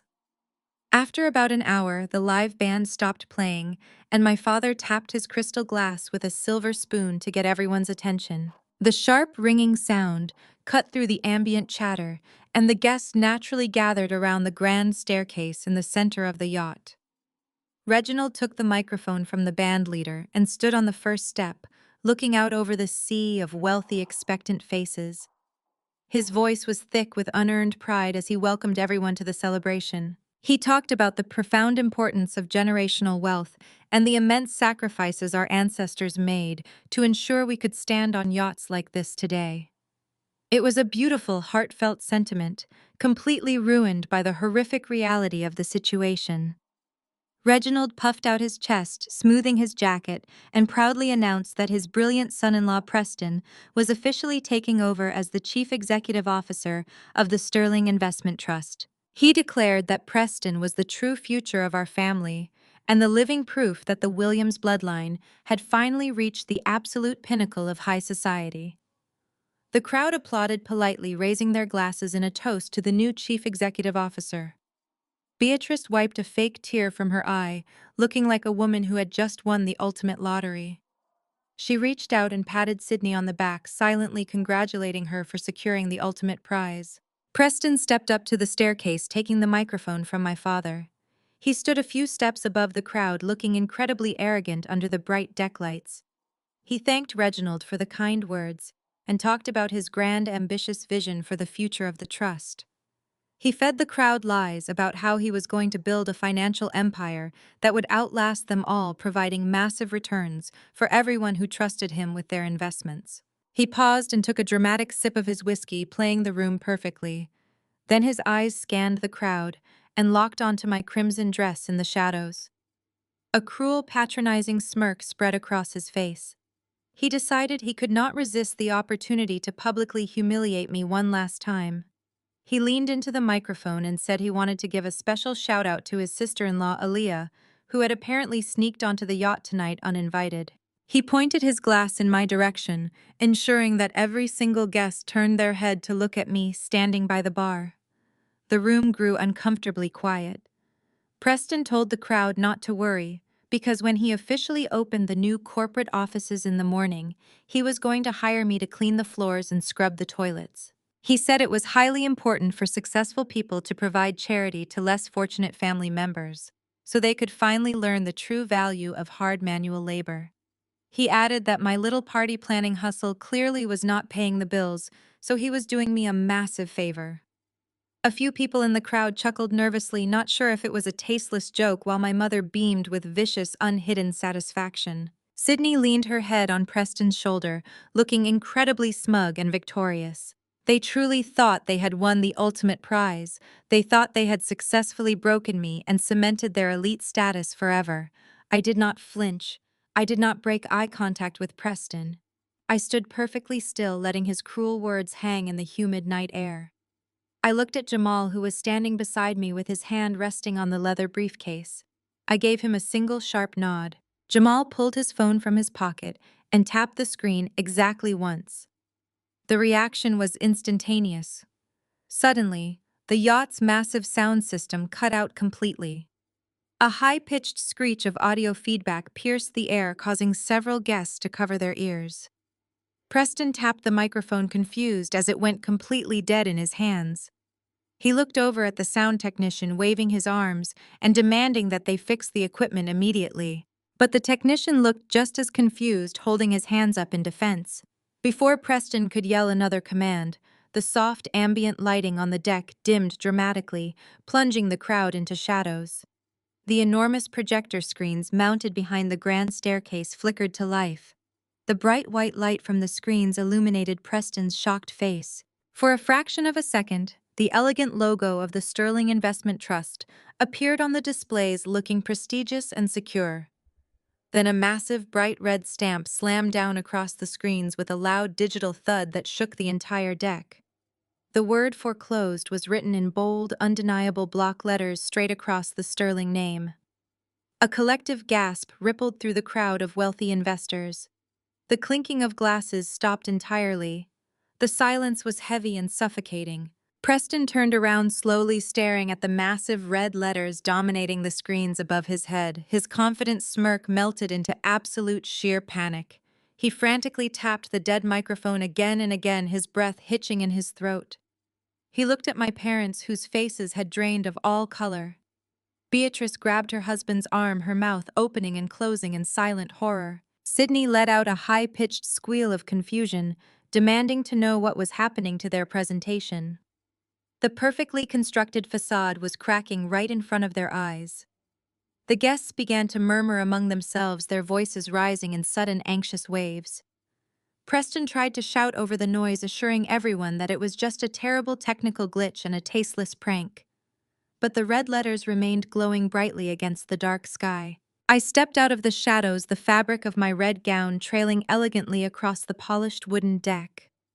The crowd parted like the sea, sensing the shift in power as I walked slowly and deliberately toward the grand staircase. Jamal followed closely at my side, holding the briefcase in one hand and a wireless microphone in the other.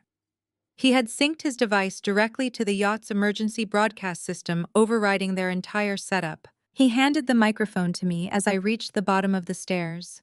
I looked directly up at Preston, who was sweating profusely under the glowing red light of his own ruined empire.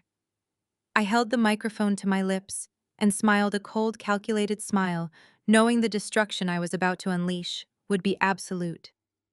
The moment had finally arrived. I looked at the man who had stolen from my family and insulted my worth. I looked at my mother, who had discarded me for a lie. I looked at my sister, who had sold her soul for status. I raised the microphone, ready to end their reign of delusion forever and claim the victory I had earned through blood, sweat, and tears. This was no longer just about exposing a fraud. This was about tearing down the very foundation of their arrogance. The stage was mine, and their nightmare had only just begun. I took a deep, slow breath, letting the heavy silence stretch out before I finally spoke the truth. I looked directly into Preston's eyes.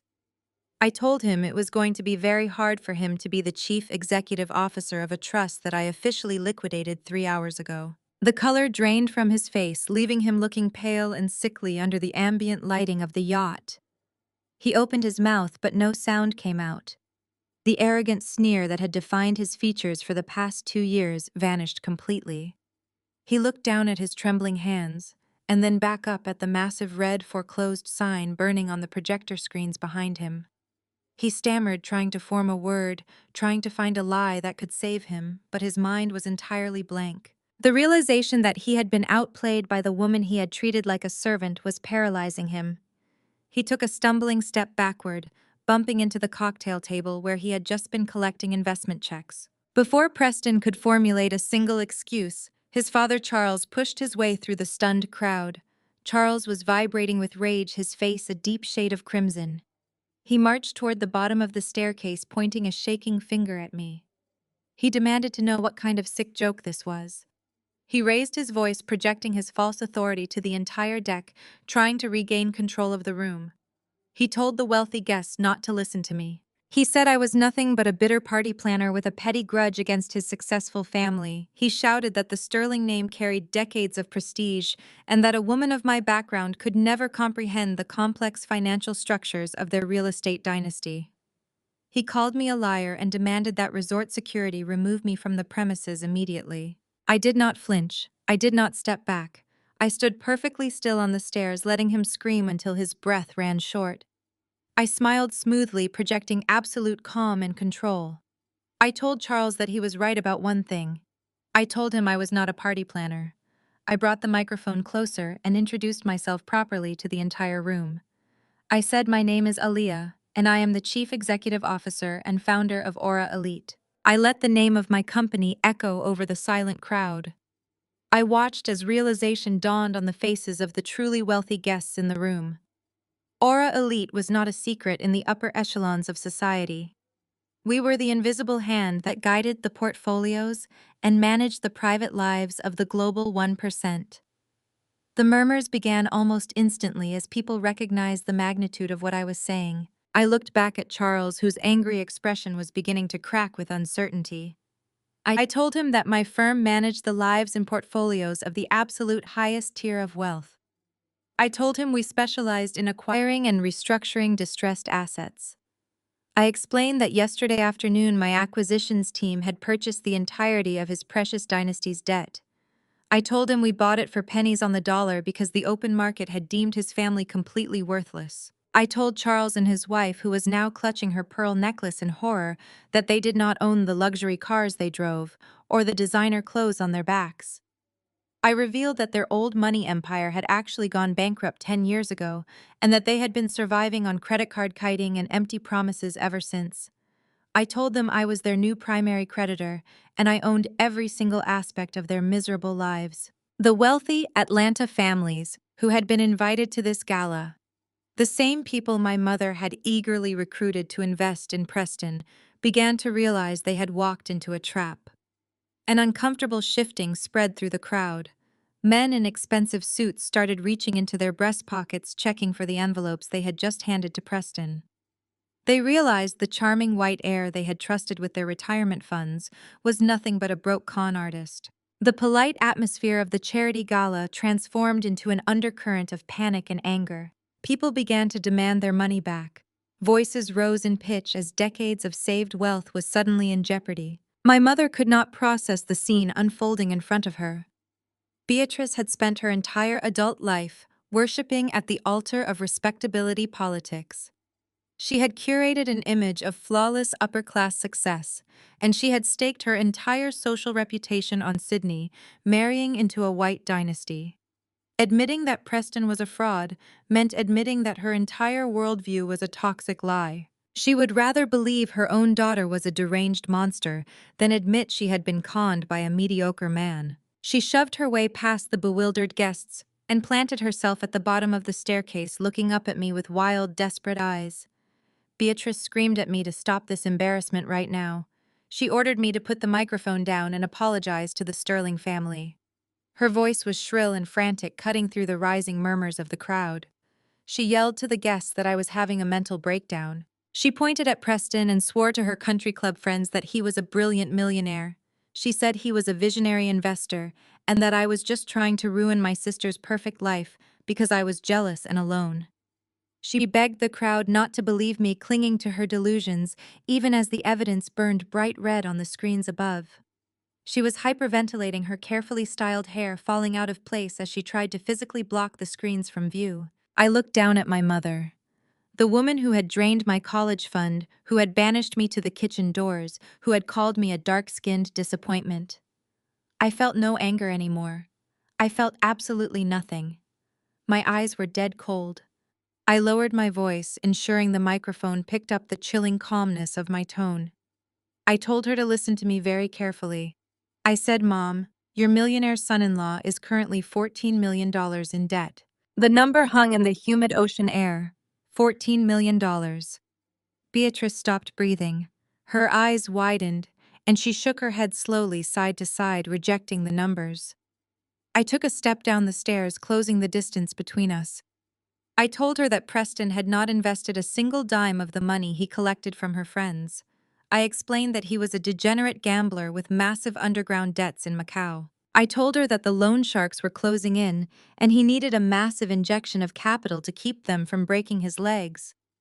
I told her he viewed our family as nothing but a convenient piggy bank wrapped in a desperate need for social validation. I looked past my mother to where my father Reginald was standing. He looked pale and sick, gripping the edge of a cocktail table for support. His face was covered in a cold sweat. I turned my attention back to Beatrice. I told her that when Preston ran out of fresh cash, he needed something substantial to offer his creditors as collateral. I told her that her perfect white son-in-law, the man she elevated above her own flesh and blood, had forged her signature on a secondary mortgage document. I told her he had used the deed to her ancestral house in Atlanta as the ultimate collateral for his high-risk loans. Beatrice let out a small, strangled gasp. She reached out and grabbed the golden railing of the staircase, her knees buckling slightly under her expensive evening gown. I did not stop. I told her that the moment my company liquidated his fake trust, the offshore creditors immediately called in the collateral. I told her that the house she prized above everything else, the home she used to make herself feel superior to the rest of the world, was completely gone. I told her she had traded our family legacy for a front row seat to a Ponzi scheme, and now she had absolutely nothing left. I watched my mother desperately clutching the golden railing of the staircase, trying to steady herself as her entire world collapsed around her. I did not give her a moment to catch her breath.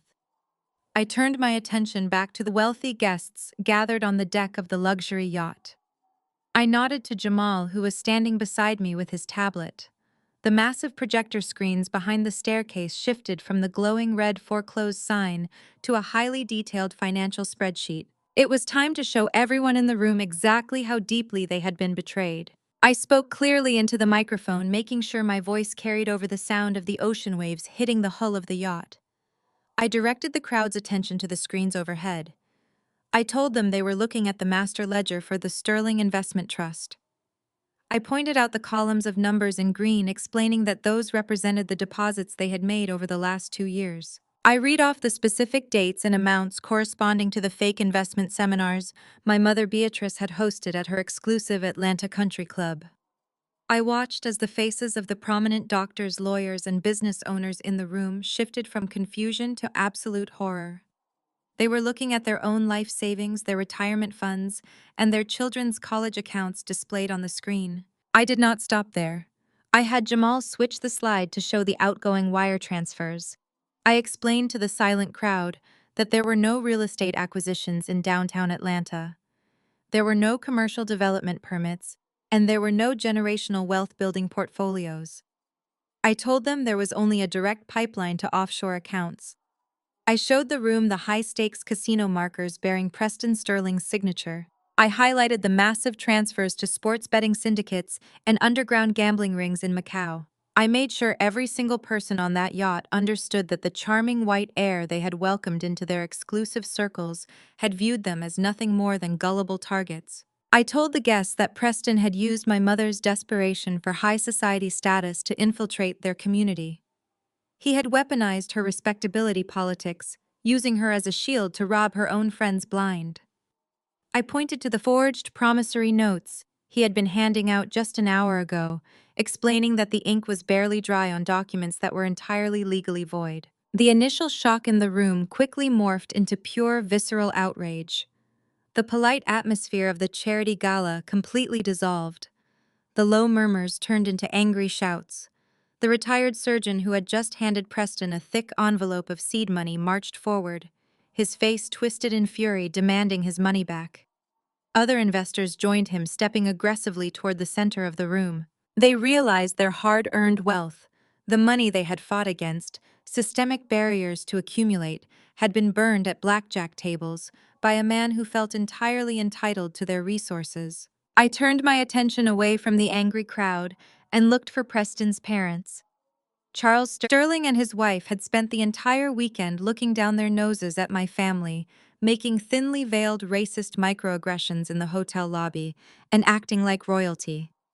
Now they were backed against the glass railing of the yacht, looking like cornered, panicked animals. They saw the angry mob of defrauded investors closing in, and they saw the undeniable proof of their son's massive felony fraud glowing on the screens. I spoke directly to Preston, who was standing frozen near the cocktail tables. I told him to look at his parents. I told him to look at the old money dynasty he was so incredibly proud of. Charles Sterling looked at his son not with love or parental concern, but with absolute ruthless self-preservation. He knew the federal authorities would be looking for accomplices and co-conspirators. He knew that associating with Preston right now meant facing federal prison time. I watched as Preston's parents quietly backed away from the angry mob. They did not step forward to defend their son. They did not offer to pay back the stolen money. They did not even say a single word of comfort to Sydney, who was standing nearby, frozen in terror. They simply slipped through the side exit of the upper deck, heading straight for the lower gangway to escape into the dark Miami night. I made sure Preston watched them leave. I told him his precious legacy was walking away, abandoning him to face the consequences of his arrogance entirely alone. That was the moment Preston's entire reality fractured. The smug superiority he had wielded like a weapon completely evaporated. He realized he was surrounded by angry victims. His parents had abandoned him, and the black woman he had treated like a servant had meticulously orchestrated his total financial and social destruction. The realization broke whatever fragile sanity he had left. Preston let out a raw, guttural scream that tore through the night air. His face contorted with violent, explosive rage. He lunged forward, bypassing the angry investors and charging directly toward the bottom of the staircase where I was standing. His hands were curled into tight fists, and his eyes were wild with the desperate fury of a trapped predator. I did not even flinch. I did not take a single step backward on the stairs. I simply stood there watching him charge because I knew I was perfectly safe. Jamal moved with terrifying speed and precision. He stepped directly in front of me, intercepting Preston before he could even reach the first stair. Jamal grabbed Preston by the lapels of his expensive custom-tailored tuxedo jacket, lifting him slightly off his feet, using the momentum of his own charge against him. Jamal spun Preston around and slammed him hard onto one of the thick glass cocktail tables that had been set up near the edge of the dance floor. The heavy glass cracked loudly under the sudden impact, spiderwebbing outward, but it did not shatter. Preston groaned in agonizing pain, the wind completely knocked out of his lungs. Jamal pinned him face down against the cracked glass, applying just enough pressure to the back of his neck to keep him entirely immobilized. Jamal leaned down and calmly advised Preston to stay exactly where he was if he wanted to keep breathing. At that exact moment, the heavy wooden doors leading from the lower deck burst open. The flashing red and blue lights of police boats suddenly illuminated the dark water outside the yacht's large windows. Miami police officers and federal agents flooded into the main dining room, their badges gleaming under the dim ambient lighting. Jamal had forwarded the entire digital dossier, including the forged signatures, the offshore casino transfers, and the wire fraud evidence to his contacts at the Federal Bureau earlier that afternoon. The trap had been set long before the first guest even boarded the yacht. The agents marched straight toward the staircase, parting the angry crowd of defrauded investors with practiced authority. They reached the broken cocktail table and pulled Preston off the glass, twisting his arms sharply behind his back. The loud metallic click of the heavy handcuffs ratcheting closed echoed across the silent deck. It was the most deeply satisfying sound I had ever heard in my entire life. A federal agent read Preston his rights loud and clear, confirming that he was being placed under arrest for multiple counts of wire fraud, grand larceny, and embezzlement. The absolute collapse of my family's facade happened in real time. Sydney, seeing her husband being dragged away in handcuffs, finally broke out of her paralyzed state. She began screaming hysterically, her voice cracking with pure panic. She dropped to her knees on the polished wooden deck, clutching her pregnant belly and sobbing uncontrollably. Her entire identity had been wrapped up in being a wealthy, sterling wife. She had alienated her own sister and sold her soul for a status symbol, and now she was nothing more than the pregnant spouse of a convicted felon. She reached her hands out toward the federal officers, begging them to let her husband go, pleading that there had to be some kind of terrible mistake. The officers completely ignored her, dragging a weeping, defeated Preston toward the exit of the yacht. I looked over at my father. Reginald was leaning heavily against a decorative wooden pillar, clutching the left side of his chest. His breathing was shallow and incredibly erratic. He looked like a man standing on the absolute precipice of a massive heart attack. He had spent his entire life enabling my mother's toxic behavior, turning a blind eye to her cruelty, just so he could maintain his comfortable life and his country club status. Now he was facing public humiliation in front of all his peers and total unmitigated financial ruin. He could not even bring himself to look me in the eye. He just stared at the floor, gasping for air as his legacy crumbled. Then there was Beatrice. My mother was still on her knees near the bottom of the grand staircase. Her expensive designer gown was wrinkled and bunched up around her legs. Her perfectly styled hair was a disheveled mess, hanging loosely around her face. She looked up at me, her eyes wide with a chaotic mixture of terror, desperation, and deep betrayal. She could not comprehend that the daughter she had deemed a failure held the power of life and death over her future. She reached out and grabbed the hem of my crimson dress, her manicured nails digging desperately into the expensive silk fabric. She looked up at me with tears streaming down her face, ruining her careful makeup. Her voice trembled as she asked me how I could possibly do this to my own family. She cried out, asking if I knew he was a fraud all along. She sobbed violently, accusing me of knowing the absolute truth and still standing by silently while letting them lose the ancestral house. Even now, in the face of her own self-inflicted ruin, she was trying to manipulate the narrative. She was trying to make me the villain, casting herself as the tragic victim of my supposed cruelty. She wanted me to feel guilty for surviving the trap she had blindly walked into. I looked down at the woman who had made my childhood a prison of impossible expectations. I felt nothing but a profound, overwhelming sense of closure. The invisible chains of obligation and familial guilt that had bound me to her for 32 years simply dissolved into nothingness. I reached down and smoothly pulled the delicate fabric of my dress out of her desperate, white-knuckled grip.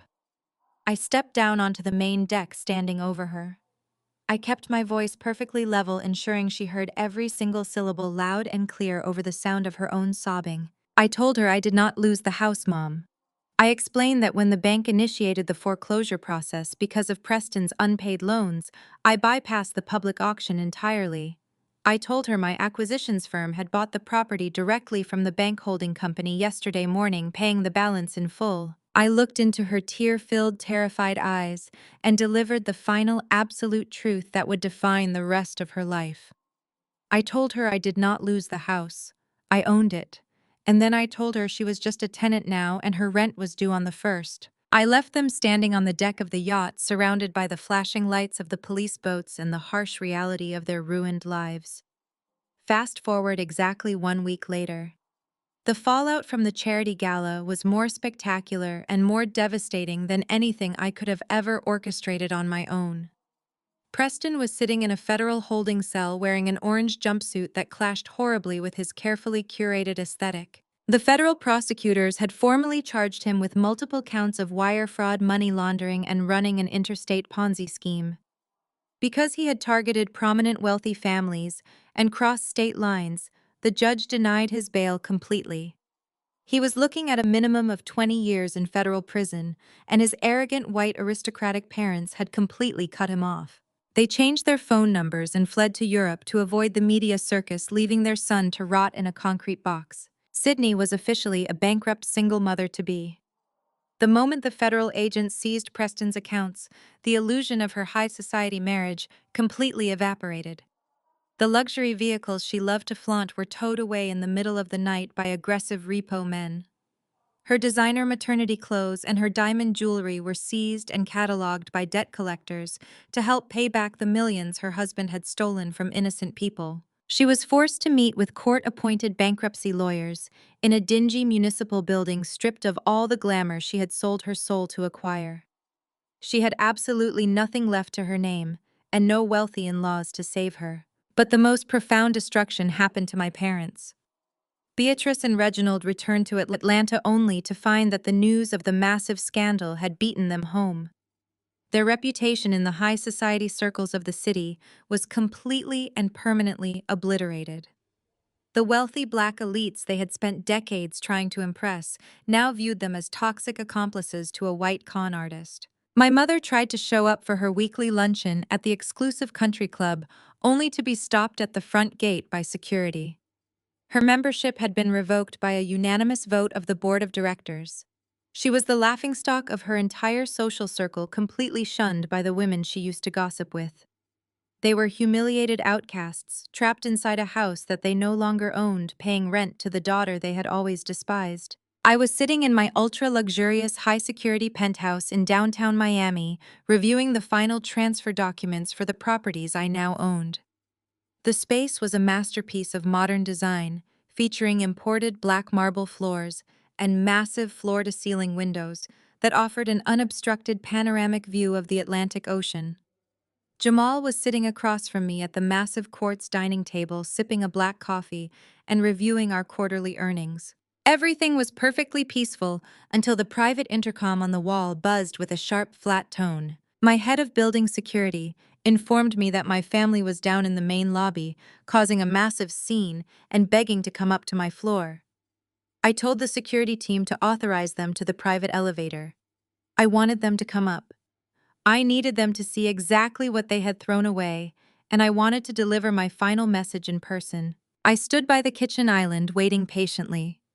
The heavy metal doors of the private elevator slid open, and Beatrice, Reginald, and Sydney stepped out into the private foyer of my penthouse.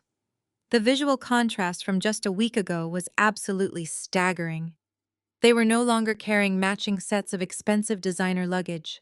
Instead, they were holding their remaining belongings stuffed carelessly into cheap black trash bags and reusable grocery totes. They looked completely exhausted, broken, and defeated by the crushing weight of their own terrible choices. Beatrice dropped her plastic bags on the polished marble floor and started crying the moment she saw me. She rushed forward, throwing herself at my mercy, using the ultimate emotional guilt trip she had relied on for her entire life. She reached her hands out toward me, begging me to let them stay in my massive penthouse. She cried out that we were family, and that blood is always thicker than water. She gestured wildly to the vast open space of my home, pleading that I had so much room here, and that I had a moral obligation to take care of my pregnant sister and my aging parents, because they had absolutely nowhere else to go. She said the media was hounding them in Atlanta, and the bank was threatening to evict them from the ancestral home if they missed my new rental payments. I stood in the doorway of my main living area, perfectly composed. I did not flinch or step back. I looked at the people who had spent 32 years treating me like a dark-skinned embarrassment who was never elite enough to sit at their dinner table. I looked at my father, who was staring at the floor, too ashamed to even meet my eyes. I looked at my sister, who was weeping quietly, clutching a cheap plastic bag full of whatever clothes the federal agents had let her keep. And finally, I looked directly into the desperate, tear-filled eyes of my mother. I kept my voice completely level, stripping it of any anger or lingering sadness. I told my mother that blood is indeed thicker than water, but loyalty is thicker than blood. I reminded her that for 32 years I was the family joke. I was the girl she actively hid from her wealthy friends because my skin was too dark and my opinions were too loud for her respectability politics. I told her that she had worshipped a white grifter because she thought his skin color and his fake old money last name made him inherently better than her own flesh and blood. I told her she had traded her dignity for a lie, and now she was reaping the exact harvest she had planted. I gestured to the immaculate penthouse around me. I told her that she had always obsessed over high society and exclusivity. I said, "Well, Mom, this penthouse is strictly for the elite, and since you are all officially broke frauds, you no longer meet the requirements to step foot inside my home." Beatrice let out a loud, wailing sob, falling to her knees on the marble floor. She begged me not to do this, saying that Sydney was carrying an innocent child and needed a safe place to live. I shifted my gaze to Sydney, who was trembling under the harsh lighting of the foyer. I told Sydney that I was not a monster, and I would not let a child be born onto the streets, despite the absolute cruelty its mother had shown me. I told Sydney I had transferred exactly $10,000 into a basic checking account in her name. I explained that the money was solely for her to rent a modest apartment and buy basic supplies for the baby. I looked her dead in the eyes and made it abundantly clear that this was the first and the absolute last piece of charity she would ever receive from me for the rest of her natural life. I told her she would have to get a job and learn the value of the hard manual labor her husband had once mocked me for. Sydney nodded weakly, tears spilling down her cheeks, unable to argue or demand anything more. She knew she was entirely at my mercy, and she knew she deserved absolutely nothing else. I took a slow, deliberate step back, entering the main threshold of my penthouse. I looked down at my mother, who was still kneeling on the floor, surrounded by her pathetic plastic garbage bags. I told her she needed to gather her trash and leave my property immediately. I smiled a cold, empty smile and told her to enjoy whatever cheap motel she could find down the street. I reminded her to make sure she booked it herself this time because her corporate discount had been permanently revoked. Beatrice opened her mouth to scream another desperate plea, but I did not give her the chance. I reached out and grabbed the brass handles of the heavy mahogany double doors. I pulled them closed, shutting out her crying and the pathetic sight of my ruined family. The heavy doors shut with a resounding, satisfying thud that echoed through the quiet penthouse, sealing them out of my life forever. I stood there for a moment, listening to the silence. There was no more screaming. There were no more insults. There was no more pretending to be something I was not just to earn the approval of people who were fundamentally broken. I turned around and walked into my spacious living room. Jamal was standing by the wet bar, a proud, knowing smile on his face. He had watched the entire exchange, and he knew exactly what that closure meant to me. He reached for a crystal decanter and poured 2 generous measures of 50-year-old single malt scotch into 2 heavy crystal glasses. He walked over and handed one to me. I took the glass, feeling the cool crystal against my palm. We walked together toward the massive windows, stepping out onto the sprawling balcony. The warm ocean breeze washed over us, carrying the scent of salt and absolute victory. We raised our glasses, silently toasting to the complete destruction of a toxic legacy and the rise of a new empire. We clinked our glasses together, the sharp, ringing sound mingling with the distant noise of the city below. I took a slow, burning sip of the scotch, looking out over the glittering, endless Miami skyline. For the first time in my 32 years of life, I felt complete, untethered freedom. The story of Aaliyah teaches us a profound lesson about the true meaning of family self-worth and the destructive nature of toxic societal expectations. For years, her mother sacrificed familial love in exchange for the illusion of status, prioritizing a fraudulent son-in-law simply because he represented white old money prestige. This exposes the harsh reality of respectability politics, where building your identity on the validation of others means you willingly hand over the keys to your own destruction. Aaliyah's journey reminds us that our value is not dictated by the people who continually underestimate us. She did not waste her energy trying to convince her abusers of her worth, but instead quietly built her empire and let her undeniable success do the talking. We learn that establishing firm boundaries is not an act of cruelty, but a necessary step for self-preservation. Blood may connect us to our relatives, but loyalty, respect, and care are what forge a family. Ultimately, the story proves that true freedom comes when you stop seeking approval from those committed to misunderstanding you. If you found the courage to walk away from a toxic environment, share your story in the comments below.